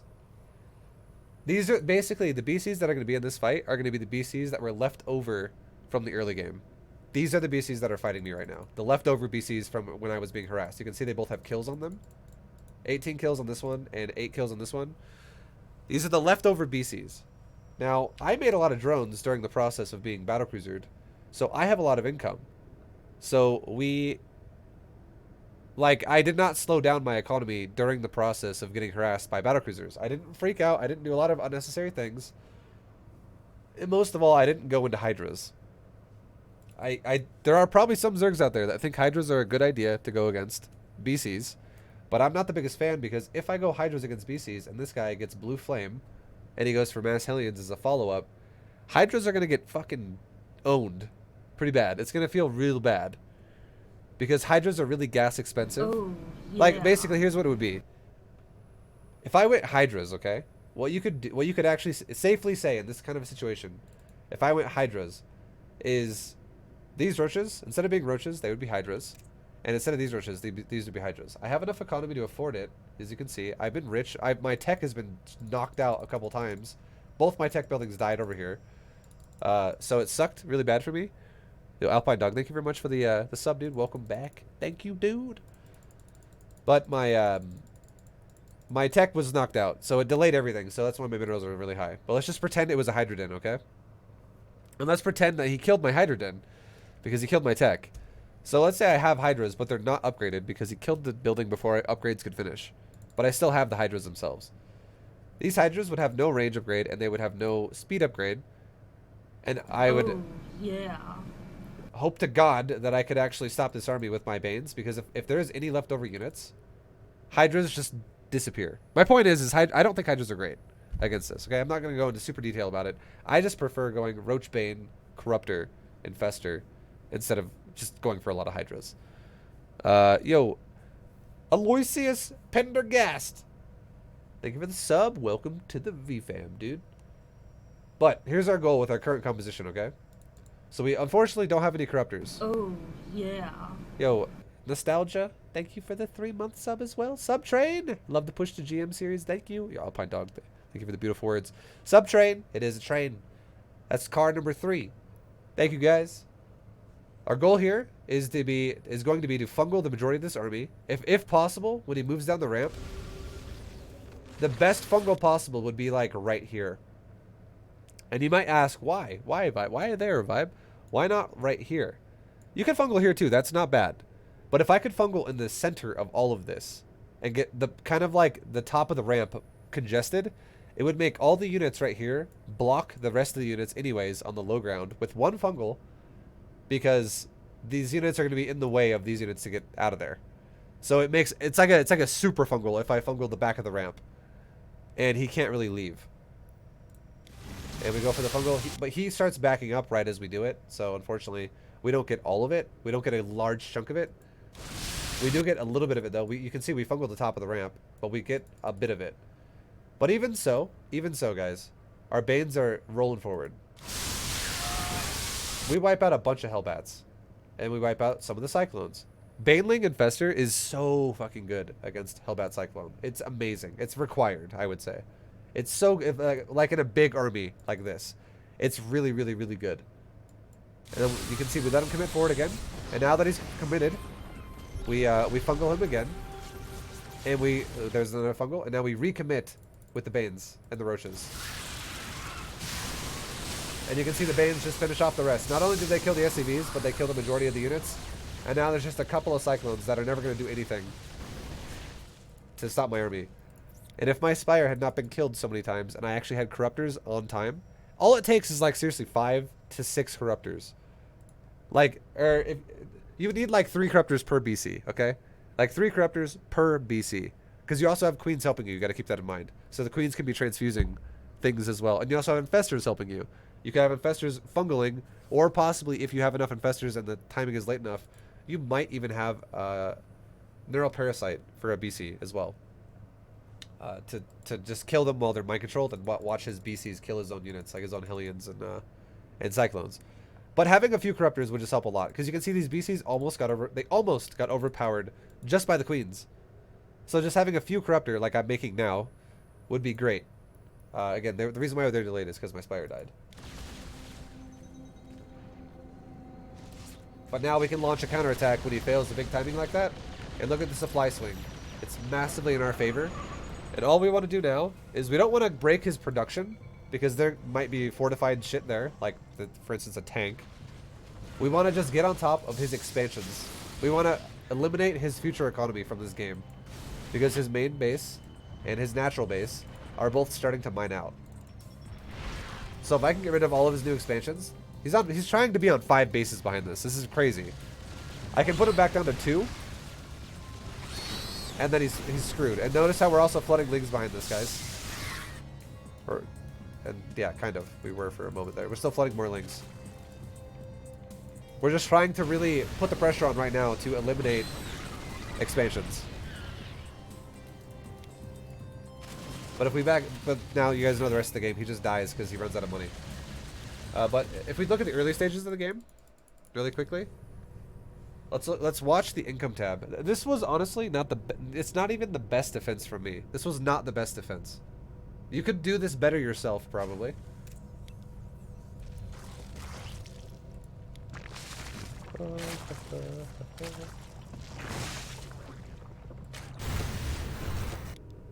Wait, let me answer a question really fast.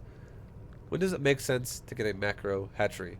It makes sense to get a macro hatchery in 2 situations. And this is one of the situations where it wouldn't have been a bad idea that we make one, which is why we did. We made one right here at one point in this game. Number 1, if you're not able to spend your money by either your own neglect of your base or your opponent slowing you down with your, like for instance, my opponent killed my tech, so I couldn't spend my money. It is not a bad idea to make a macro hatch in that situation. That's the first situation. So if there's some type of deviation that happens, be it by you or your opponent causing something to happen, fixing your economy that way to be able to spend your money faster that you need to spend, that's fine. That's one instance. The second instance, and when it's okay to get a macro hatchery, is when your hatchery, your base of economy, will actually generate more economy than you can spend. And this is really apparent when you're doing builds that are basically mass Ling Bane. If you're going for like very, very heavily invested into Zergling and Baneling, and that's pretty much it, and you have very minor amounts of other units, like you might have a little bit of like 10 Hydras or 10 Mutas, but it's just literally mass Ling Bane. It is also then a good idea to get a macro hatch, because Zerglings will never spend your money as fast as you can generate it if you're fully saturated on a base. You will always generate money a little bit faster than you can spend it. So it depends what you're going for. For this game, we were going for Spire, Infestors, Banelings, and Roaches. We could totally spend our money with 1 hatchery per base with that investment, because we're making Queens, we're making Roaches, we're making Speed Banes, we're making Lings as well, and we're making Corruptors and Infestors, if I didn't already say that. It's just, we have a lot of things to spend our money on. There's more than enough to spend my money on, and with that kind of a composition. And it's a great composition to deal with someone who's going Hellion Cyclone Battlecruiser. So we didn't really need a macro hatch at first, but I ended up taking one because, like I said, my opponent, he killed my tech, which sucks really bad for Zerg, because now you can't spend it. Anyways, back to this. Watch this number right here, the economy number, while I'm getting harassed. This is the first moment he teleports a BC into my base. This is when he pulls my army out of position with my Roaches. My Roaches don't really matter, but now I need to react to this in multiple ways. I need to have my Roaches deal with this, and also I need to react to this. And you can also hear, by the way, if you don't know this, you can hear a BC going dink. It has this like teleport sound. Listen, I'll show you. Listen for the teleport sound right now. Just, I want you to pay attention. Listen for it. You don't even have to be looking at your base to hear it. I'll raise my finger when it happens. Okay, or I'll raise my hand. I'll be like, that's right there. You hear it? Was I talking? Did you not hear it? Did you not hear it? Listen for it. It'll go dink. Turn the music off. It'll go, again, it'll go dink. Listen. That was it. Did you hear it? One more time. I'll actually look at it this time. Can you hear it? You might have heard it that time. That sound is what a battlecruiser teleporting sounds like. It's so quiet. So the reason why it was quiet Here, I tell you why. The reason why I was quiet is because I was looking at Fog of War. My bad. Because now watch, if I look at some other part of my base, it won't be quiet because that's not Fog of War. Sorry, I did the wrong thing here. But listen one more time. I'm looking at my lower base, and listen. This is not Fog of War. This is my base. You'll hear it just as loud as it was before.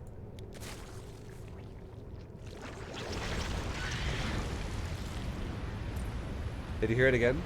Think. It's because it's not Fog of War. That fucking sound is the battlecruiser teleporting in your base. So if you don't physically see it, just know as soon as you hear that, you have 2 seconds to react to that.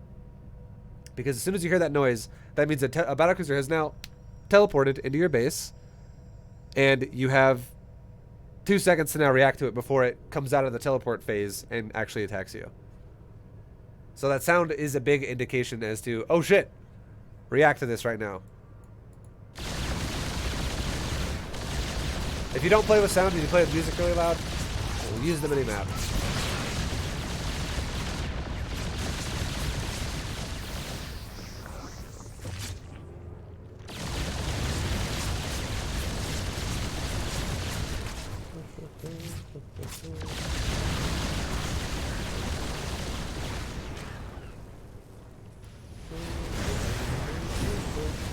So this was the biggest mistake I made of all. Just know every single time you have a battlecruiser around your base, your roaches, my roaches here, I kind of neglected them a little too much. That was actually really good. I didn't even know that happened. So the thing is my roaches were way the fuck out here. This is kind of like, I had them on A move on the Hellion Cyclone while I was dealing with this a minute ago. But what you should really be doing is you should chase your opponent off creep. Get him out of your base. Like you could chase him to here, or chase him to like here, the edge of the hatchery. Do not chase him further than that with your roach Zergling. Never leave your bases, because if you have your army out here like I did, that happened to be amazing. What just happened, where I killed like four Hellions, just because.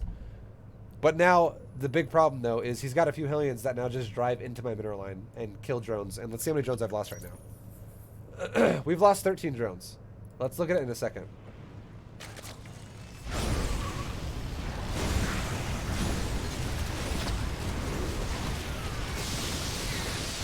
So now it's at 21. I could have prevented all those other drones from dying if I would have just had my roaches like right here. And I don't give a shit if I kill like a couple Hellions outside by chance. What I really care about is not having to continuously rebuild my drones that die over and over. There's not much I can do about a BC killing my drones, but there is a lot I can do about Hellions killing my drones. It's really easy to zone out Hellions from killing your drones. It's really easy to do that. So just don't ever open your base up. Don't ever do that. And you can see, even though I've lost a lot of drones, guys, we've lost 21 drones at this point in the game. The priority in this game still is to make drones while we're losing drones, as long as I have enough to defend myself. We're making queens to defend the BCs. We're making spores to defend the BCs, and we have already made our roaches required to defend the ground army. So we're fine. We're totally good on defense. It's just now continuing the drone production, which you can see all is what I'm doing. I'm making queens and drones, and we're keeping a worker lead. Because even though I've lost 23 drones at this point, I still have a lead. We've made like 100 workers almost, guys. We're still looking pretty good. At this stage of the game here. And we're still making drones.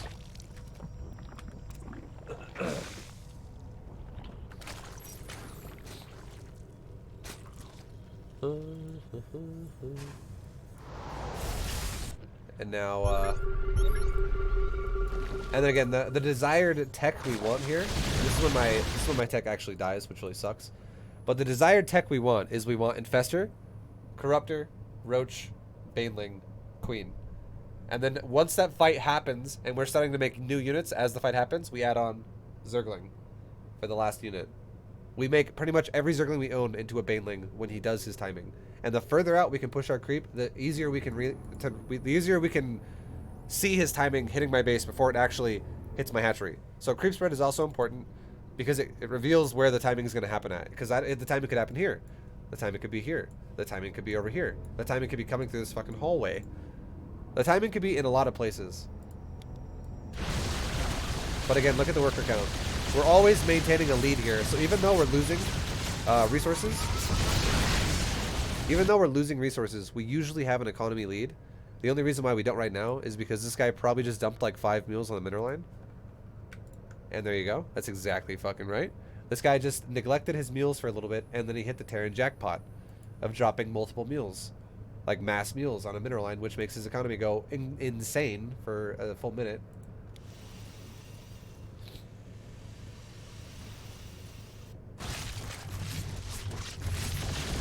Terran Jack, yeah.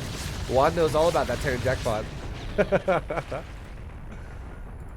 You know, if I didn't know how low this battlecruiser was because I couldn't see it, but if I would have actually thrown a fungal right there, max distance, I think I could have killed that battlecruiser. Just throwing that out there. I was literally considering doing that. I was like, if this infestor sees a BC on the corner, I'm gonna fucking fungal it, and if it'll die. I should have just thrown one willy-nilly, and I would have killed it, because this, like 100%, if I take control of this, I guarantee I can kill that BC. I gotta do it. Look at this, boys. If I'm just like... see, I can even see if I go to the edge. If I'm just like that, though, watch the kills. Mineral field. Is it not dead? What the fuck? Oh, it's because it doesn't register a kill if the game's over, that's why. But the BC did die.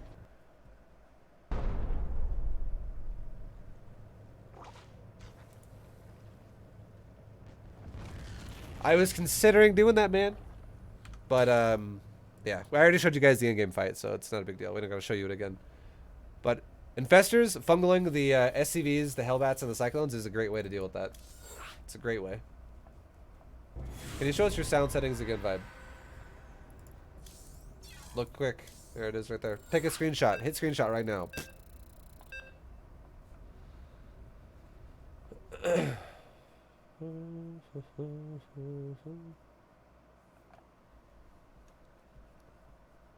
Can you show us your mouse settings, ViBE?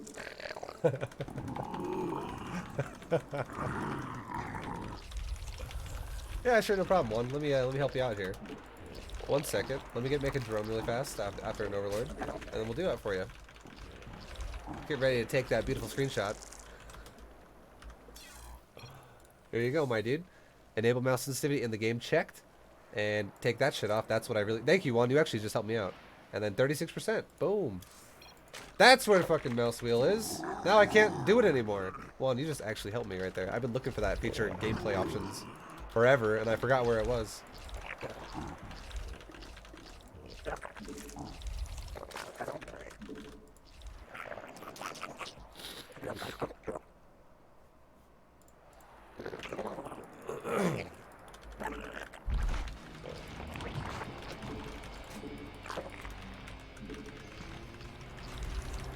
You can see observers with that, though. I can see observers anyways. I don't know if you guys have noticed, but I have eagle eyes.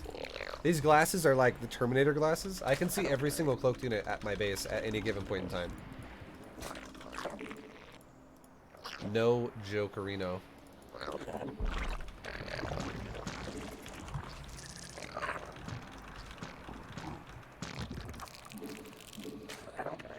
Alright, wherever the probe goes, we go opposite. I have two choices.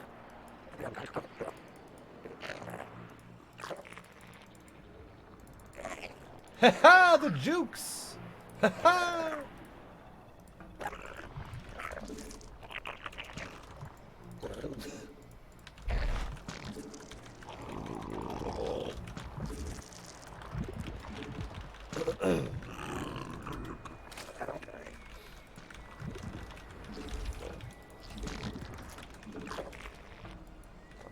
Okay.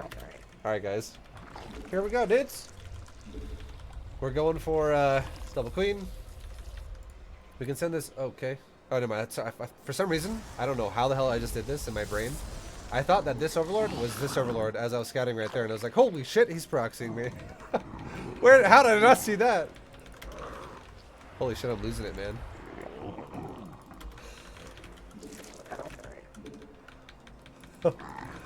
Whoa, it's like I'm high right now.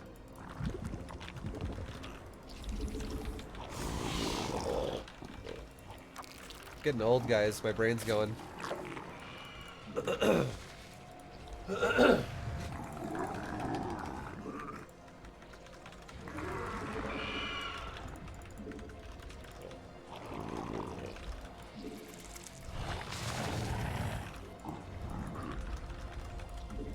You mean like you aren't? I'm not high right now. Negative. The hive cluster is under attack. Save the workers! Save the world! Oh my god.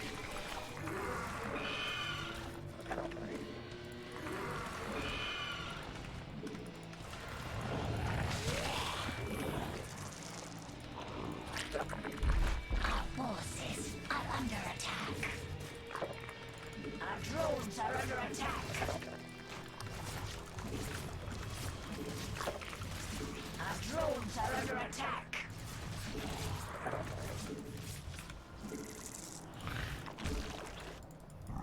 Our drones are under attack. Okay, so he's attacked me a lot, but he's lost everything as well. Like, yeah, sure, he's killed a few drones, but he also lost all of his harassing units. I think in total this game we've lost about like 6 drones. It's not that crazy. It's not like that bad, especially since every harassing unit died. I'm okay with this.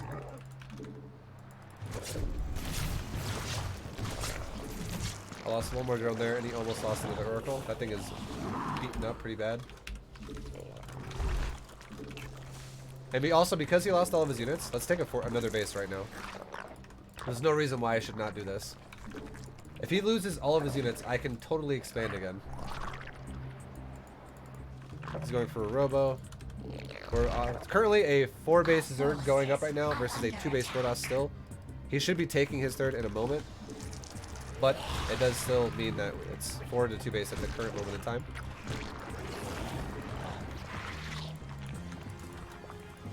So we're getting a nice setup here for ourselves. Dude, I have a mustache hair that's like poking me in the nose. It's so irritating. I honestly, guys, I think I might shave my mustache off. Or shave the beard tonight. That might happen, guys. It might just happen.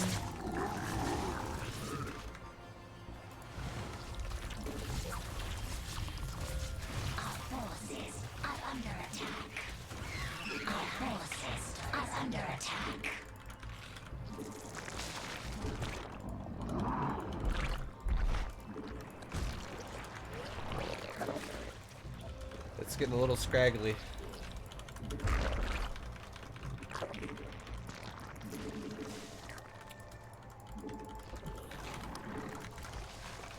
So once again, he almost lost the Oracle, and he did lose 2 Adepts. So he's not really conserving his units. He's throwing his units away over and over. He's being willy-nilly with the Protoss units. Yeah, we have roaches to defend this right now. Let's not let our drones get killed if possible.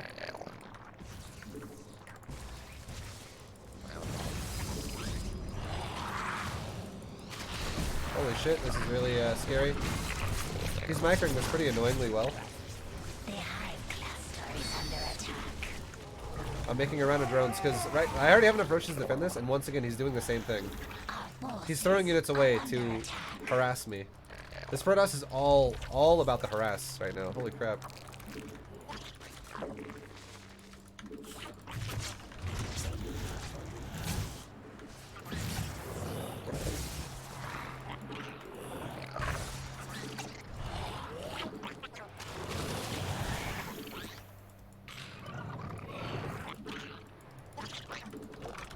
And we're gonna make Hydras as soon as we can. Metamorphosis complete.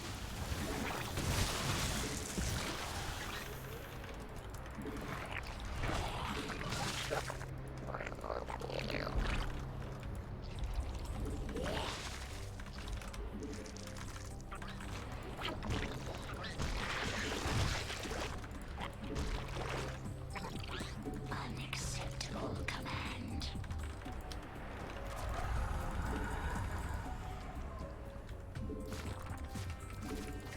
A creature is under attack. Well, let's see if we can knock out a Prism. Oh, hello, Immortal. Metamorphosis. We're gonna kill that Immortal while we kill the Prism, hopefully.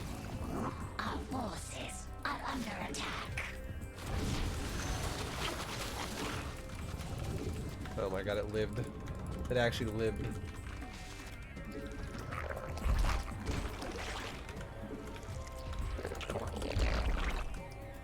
Let's make a lurker den.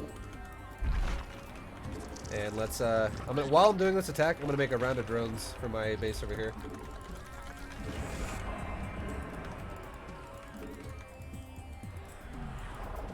Hold on. I'm gonna regroup a little bit of a defense here, help my queen.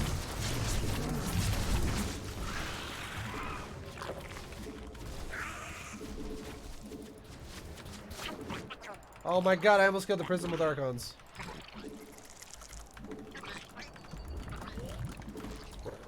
It's okay. This guy, he's going like ultra aggressive.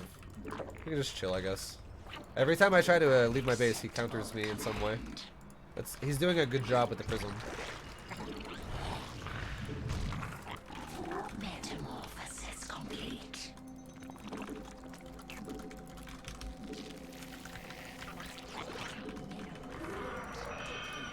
Let's start adding some spines into my main base, because this base is very susceptible to being Warp Prism dropped. And get ready for a timing of Storm and things like that. Cluster is under attack.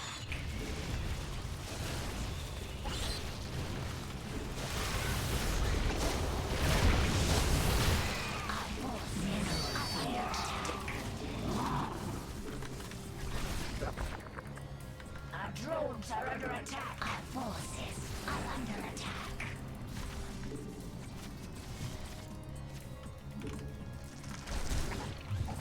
Mineral field depleted.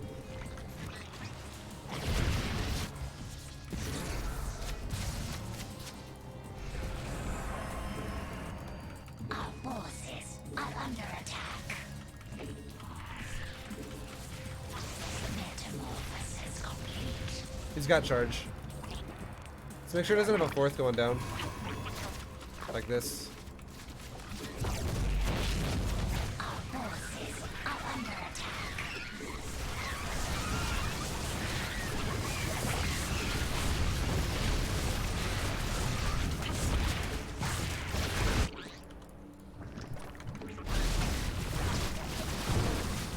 Mineral field depleted.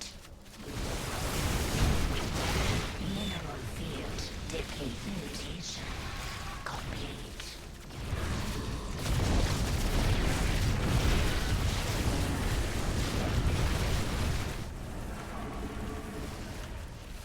Mineral field depleted.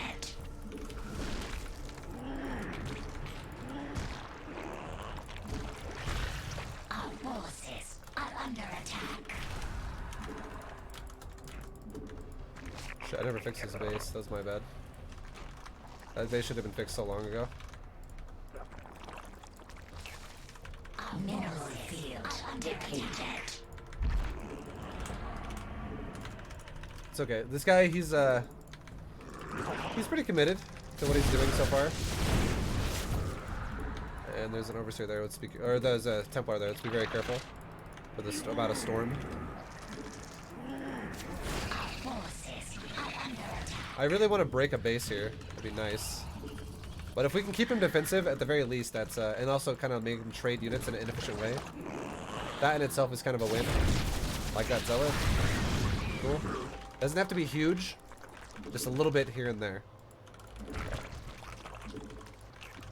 There's more things attacking me down here. Let's go deal with that. Metamorphosis There's an complete. observer in my main. Let's go kill that.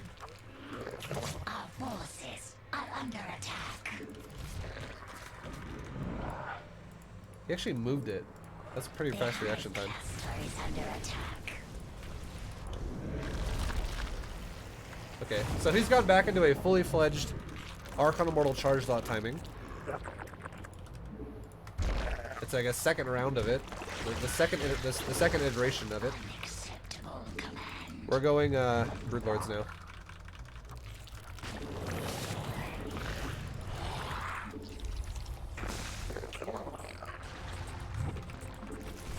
My base is dead.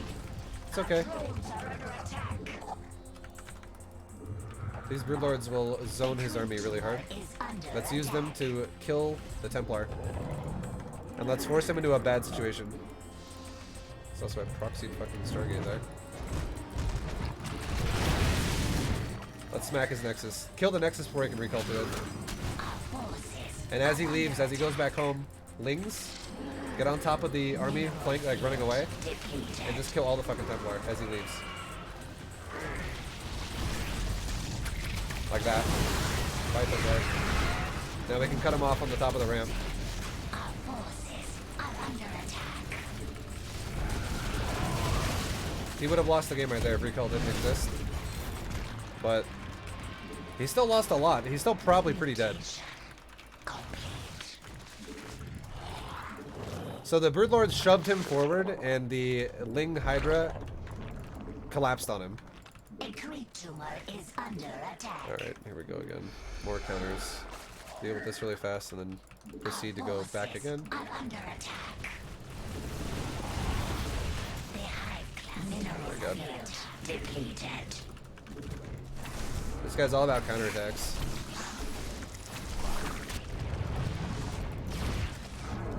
Our forces are under attack. Kill that pylon. We can make more Broodlords now at this point in the game. So we've shut down all of his counterattacks.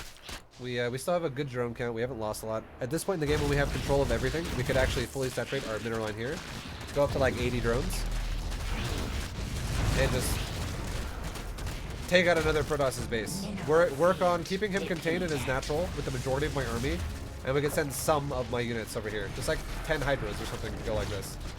Just go snipe off the cannons and pick this base off. Don't commit my whole army to do it, just a little bit. Most of my army should be focused on actually containing the Protoss in his base. Like this. And then he goes back down to a 2-base situation where he's broke. This is always how it works. If you can just control your opponent and put them back into their 2-base in a macro game, if you can control their base and put them back on 2 bases by like 10 plus minutes, they're going to be very, very starved the rest of the game. It's going to be hard for them to have enough of an economy to like keep up with you if you don't throw a big engagement. If you're the one who has like 3 to 4 bases, that is.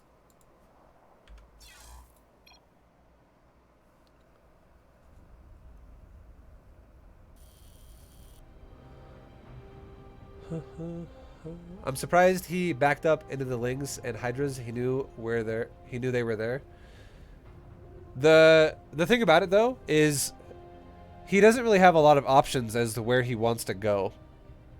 We zoned him right there. If he stays and fights my Broodlords, I'm not even kidding, I think my Broodlords win that fight. He only had like 6 Stalkers and like 5 Templar, or 5, it was like 5 or 6 Templar and like 6 Stalker. And then a bunch of Immortals and Zealots and shit like that. His army was not scary to Broodlords. I could actually just, every time 6 Broodlords shoot a Stalker, Stalker dies. Stalker dies. Stalker dies. And not to mention, when the Stalker dies, all the excess Broodlings just start fucking chomping away at other units. So it's most likely gonna be Stalkers if the Stalkers are all in the front. So the Stalkers will die really fast. And then his army will, he'll literally just lose his expansions. Because he'll have like nothing to even try to defend against my Ling Hydra that's actually pressuring his base. And my Broodlords could actually very, very, very cost efficiently kill his army. So the only choice he had to try and somehow win that game is to go back home. Because he's never going to beat my Broodlords with a ground army that doesn't even have Blink. He didn't really go Blink Stalkers that game. He warped in Stalkers as a response to going, oh shit, there are Broodlords now. I'm just surprised by his retreat pathing. That's what I'm trying to say though. He had no choice. He was in the bottom right corner of the map, and my army was going through the middle of the map. So the only way he gets to the other side of the map to retreat is if he runs through my rallied line of Lings and Hydras. There was really no choice for where he could have gone. About the only way he could have gotten out of that situation without running into the majority of my army is if he took all of his expensive units and recalled them and let like the Stalkers die. Or something like that.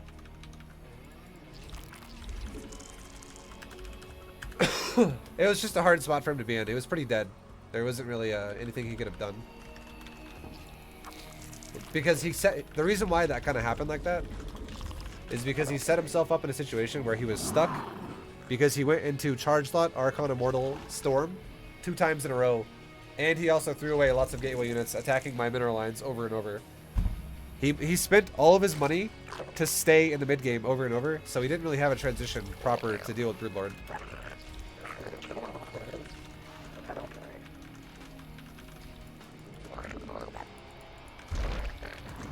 Whereas we went Ling Hydra into Broodlord kind of fast, so... Before the Broodlord route, it was a little bit micro-intensive. We had to make sure we don't run into storms and stuff like that. But once the Broodlords were out, the game changed so much because Broodlords are so cost efficient against a pure ground army. The only way a pure ground army is kind of scary is if it's like really, really heavy in Blink Stalkers. If that happens, I need to have something to defend my Broodlords. Like Speed Banes are great, Lurkers are great, Speedlings are alright. The only thing about Speedlings that kind of sucks is if my opponent goes for Storm, and he just storms his own Stalkers when like the front of his Stalkers when I try to run him into him with my Lings. That can get kind of messy because my Lings can die really fast to Storm. How do you beat early Hellion Cyclone pushes? Ling, Roach, Flanks, Banes, Ling, Roach, and Baneling. All of this with a little bit of flanking is great early on. Try and flank it, and then if they don't ever stop going Hellion Cyclone, and you're getting to a point where the Terran now has like 150 supply or something, or like 140 supply, add in Infestors, and you will crush it.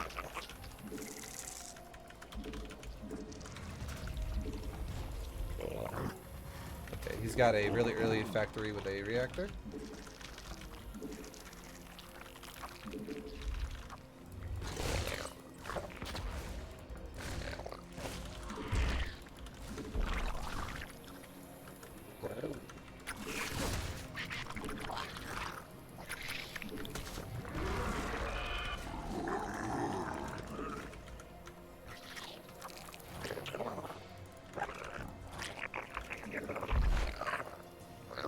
Oh my god. Oh, hello.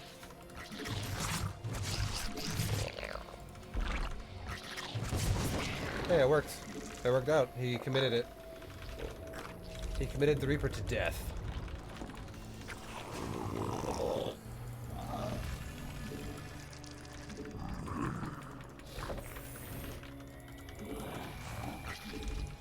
Okay, let's make some more Lings. He might YOLO in my base, so we need more Lings to not lose my drones. It's better to make 4 Lings now, or like 6 Lings now, than it is to lose 10 drones later, because I'm being really fucking greedy.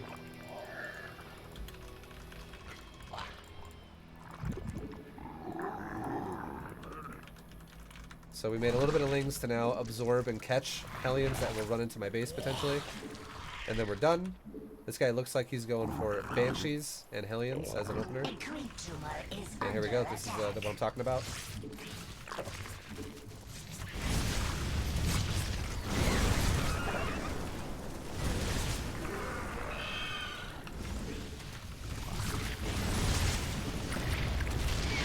That one Ling just killed 2 Hellions by himself. What a champion.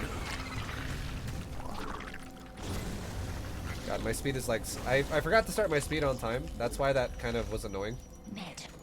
But it's still... We still ultimately defended that really well. Like, not as well as it could have been, but it was still good. It was still a good defense. Now we're going to put a Spore between each base, and we're going to put a Spore at each mineral line. And we're going to go from there. While we're doing this also off of like 5 rushes. This could be a battlecruiser opening, guys. It could very well be BC's. Yo, Saga, thank you very much for the subscribing, dude, for 2-month sub. And Welly, go ViBE with another 2-month sub. Guys, what's up? Welcome back for the recommitted subs. Thank you, dude. Boys. Boys. Thank you very much.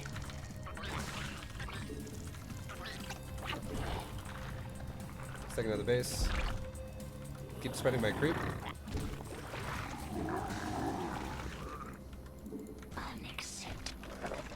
You must be a god. After watching for a while, I noticed you're really good at calling what your opponent do and just overthrowing their bullshit.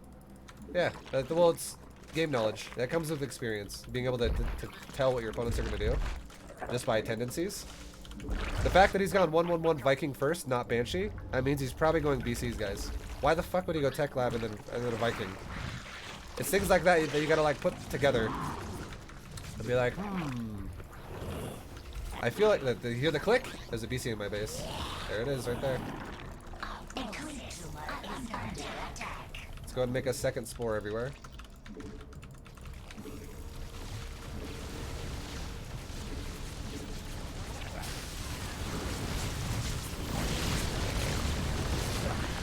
Throw my dudes around. Try to not lose my drones here. That's the whole goal right now. Don't lose the drones. Mineral field depleted.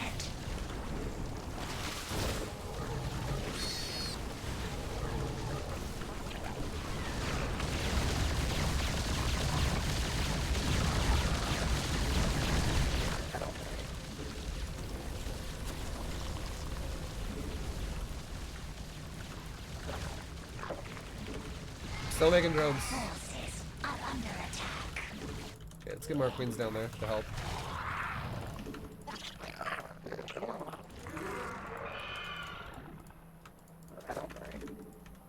The hive cluster is under attack.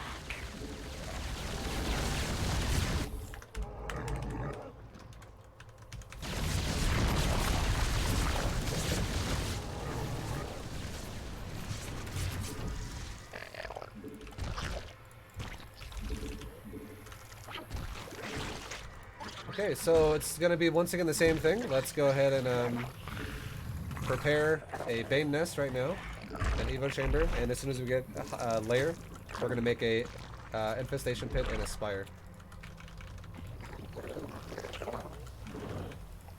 I want another spore in my mineral line here, so I can't just camp the mineral line. Let's split up my rushes a little bit, and let's also make it a little bit more. Because now, if this guy goes for like a 15 Hellion run by or some shit, I might need a little bit more units than I currently have.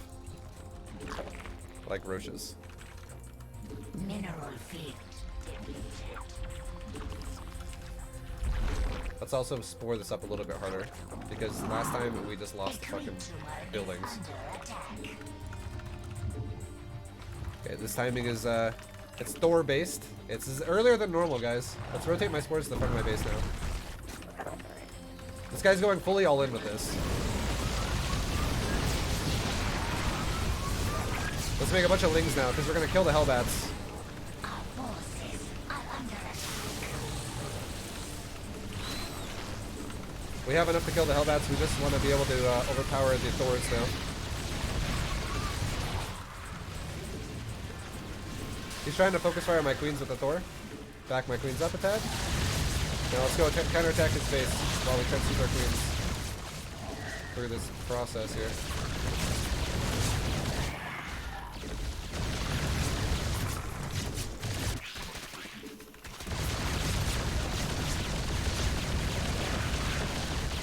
Our forces are under attack. Our drones are under attack. Alright, so he's going for Thor. He's not going Cyclones, guys. So we're going to change up how we're doing this. We're going to keep getting a good economy, but we're going to go Corruptor Roach now. We're not going to even bother going Infestors yet. He's going for a weird Thor-based comp. Mineral field depleted. Okay, we have a really strong economy again. We have 79 drones. That's really, really solid. Let's make Corruptors now. Once we get to like 12 corrupt or like 16 Corruptors, we'll stop at 16. We'll also get an upgrade for our Infestors just in case we want to use them later. And if this guy gets a lot of Thors, Infestor Roach will own the shit out of that. Also, we can go Infestor Broodlord later if we need to. If we can transition the Scripters into Broodlords later on. Make a couple more corruptor. 14's fine. 14's good. I don't need to go to 16. And now we're gonna make a little bit of roach supply.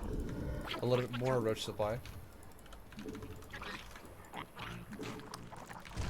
And we're gonna get ready to attack as soon as I have some more supply invested into roaches. Well, our timing will be like 160 is when we'll move out. Ish. Like 160-ish. Or he might attack me first. Okay, he's going for tanks now as well. Is under attack. So Mineral. let's kill the battle cruisers. Let's try and get rid of the bats here. Make a bunch of lings. I'll wait with my roaches until we make lings now.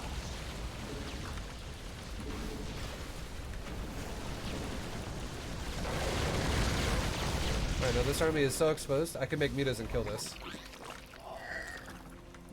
Let's actually do that. Let's make mutas right now and kill it. Unless he pushes forward, then I'll use roaches to kill the hellbats, and lings will just flood the rest.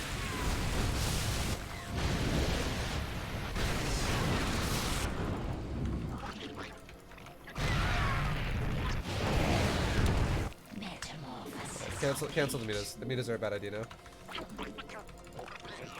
Make a Greater Spire and go into Infestor and Mineral Parasite. Mineral field depleted. He has more of a backup plan than I expected.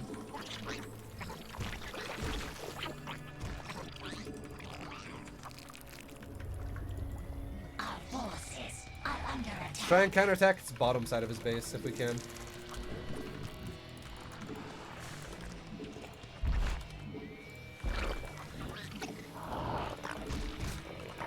Try and get into like the mineral line or something. Sick. We got the mineral line.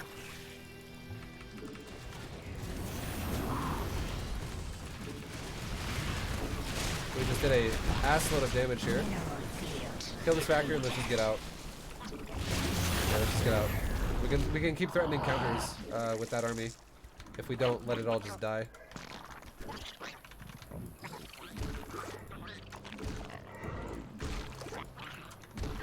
And we can go back again and do it again.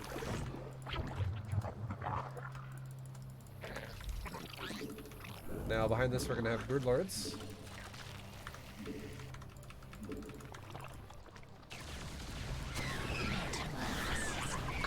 Do it again. We can kill the fusion core. We kind of want to get rid of the supply on the ground now. It's kind of a waste. We don't really need it anymore. We need better stuff than this. Forces are under attack.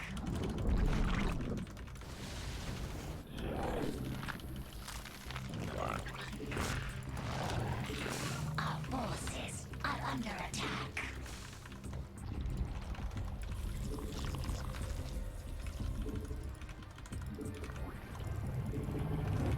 Mineral field depleted.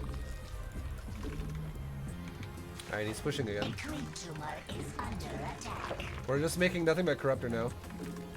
With all of our resources every time we get a little bit. The goal here is going to be to Neural Parasite his battle cruisers and zone him with Brood Lord Corruptor. Our drones are under attack.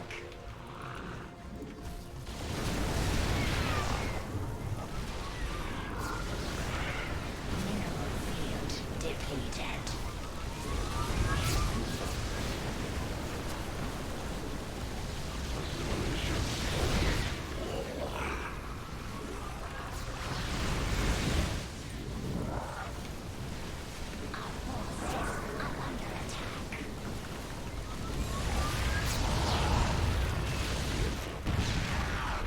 Battle cruisers can go forward. I mean, Corruptors can go forward. All the battle cruisers. Bungle them, so they can't keep TPing. A twin tumor is under attack. There we go. Field depleted. Now we can replace dead Brood Lord supply with more of our deeds.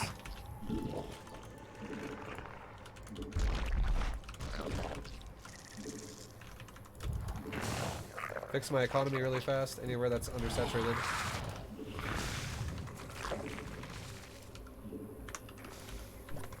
Okay, let's move forward.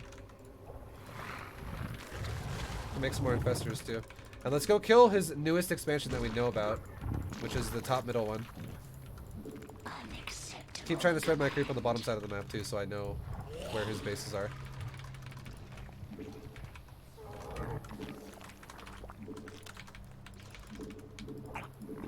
Let's go, go, go, go. Have a changeling go scout the bottom side.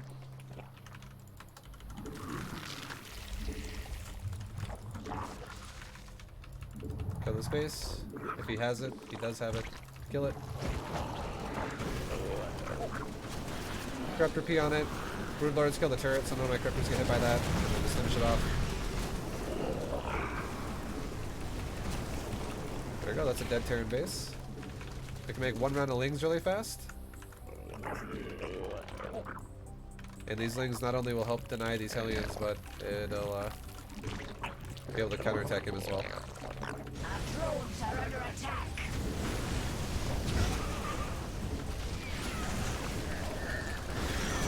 Mineral field metamorphosis complete.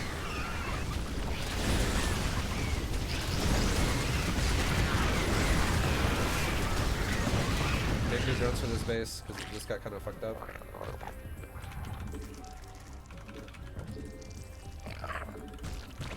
Okay, Lings can go counter. Doesn't seem like he's got much of a thing going on, much of anything going on other than the bases he already had, so now he's kind of running out of steam. He's kind of getting to that point where he's going to start breaking. So we're actually going to, when these Lings die, we're going to go mutas. And we're going to make the supply now into muta instead of circling. Our forces are under attack. And we can start shoving forward in the center with our Tumor is under attack. army.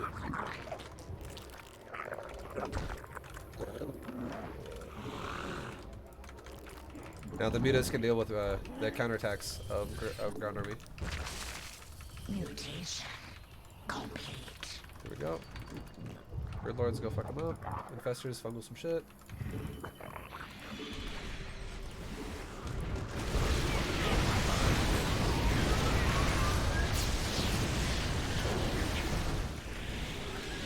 Mineral field depleted. Mineral field depleted.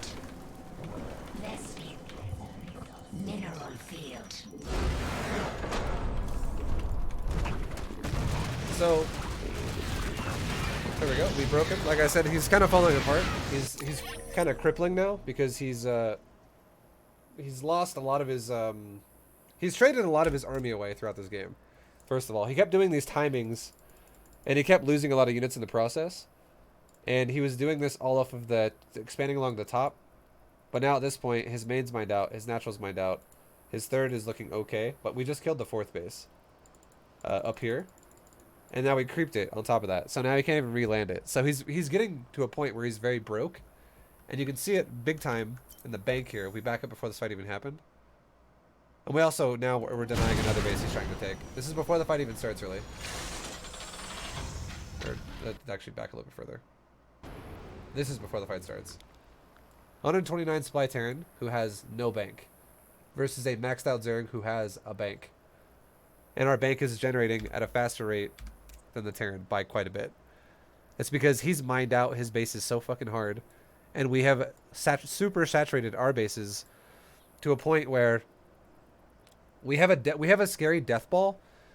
This army cannot really defend my bases very well, but it's very powerful at breaking a Terran. We have a good amount of Corruptors. We have 14 Corruptor.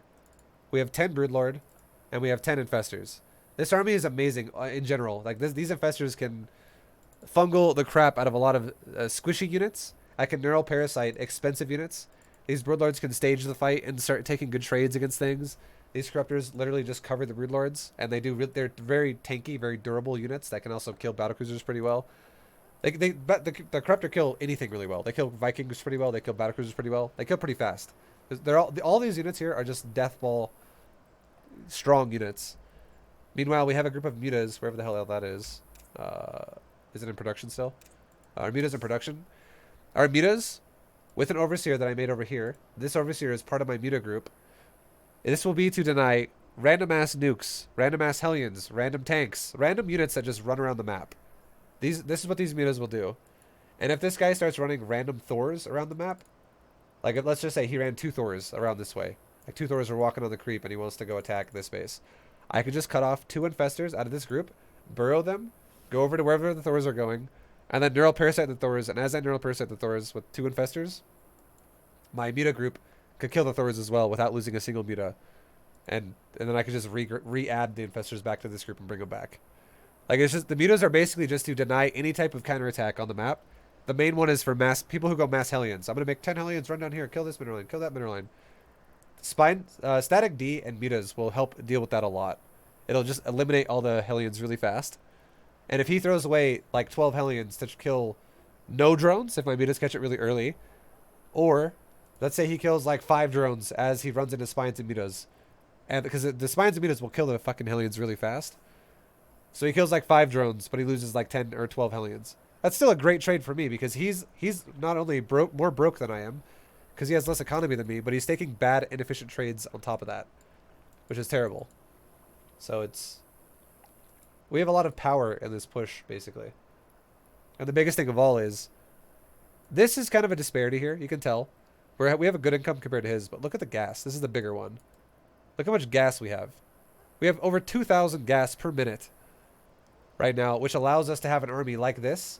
Infestor, Broodlord, Corruptor. If this guy goes Mass Viking, we would also add in Viper. Like, all my army is so gas expensive, but we can afford it because we are so gas rich. And if I were to like be like, oh shit, I lost my infestors, I could easily remake 15 infestors right now. No problem. And I would still have a ton of gas left over. I would have like 1,000 gas still left over. But my army, like, again, my army just wasn't Broodlord, Corruptor, Infestor. It was Broodlord, Corruptor, Infestor, and Muta. All of these things cost a lot of gas. So we kind of made our economy heavy on the gas.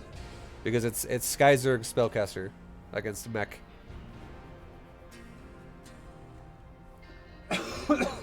Excuse me.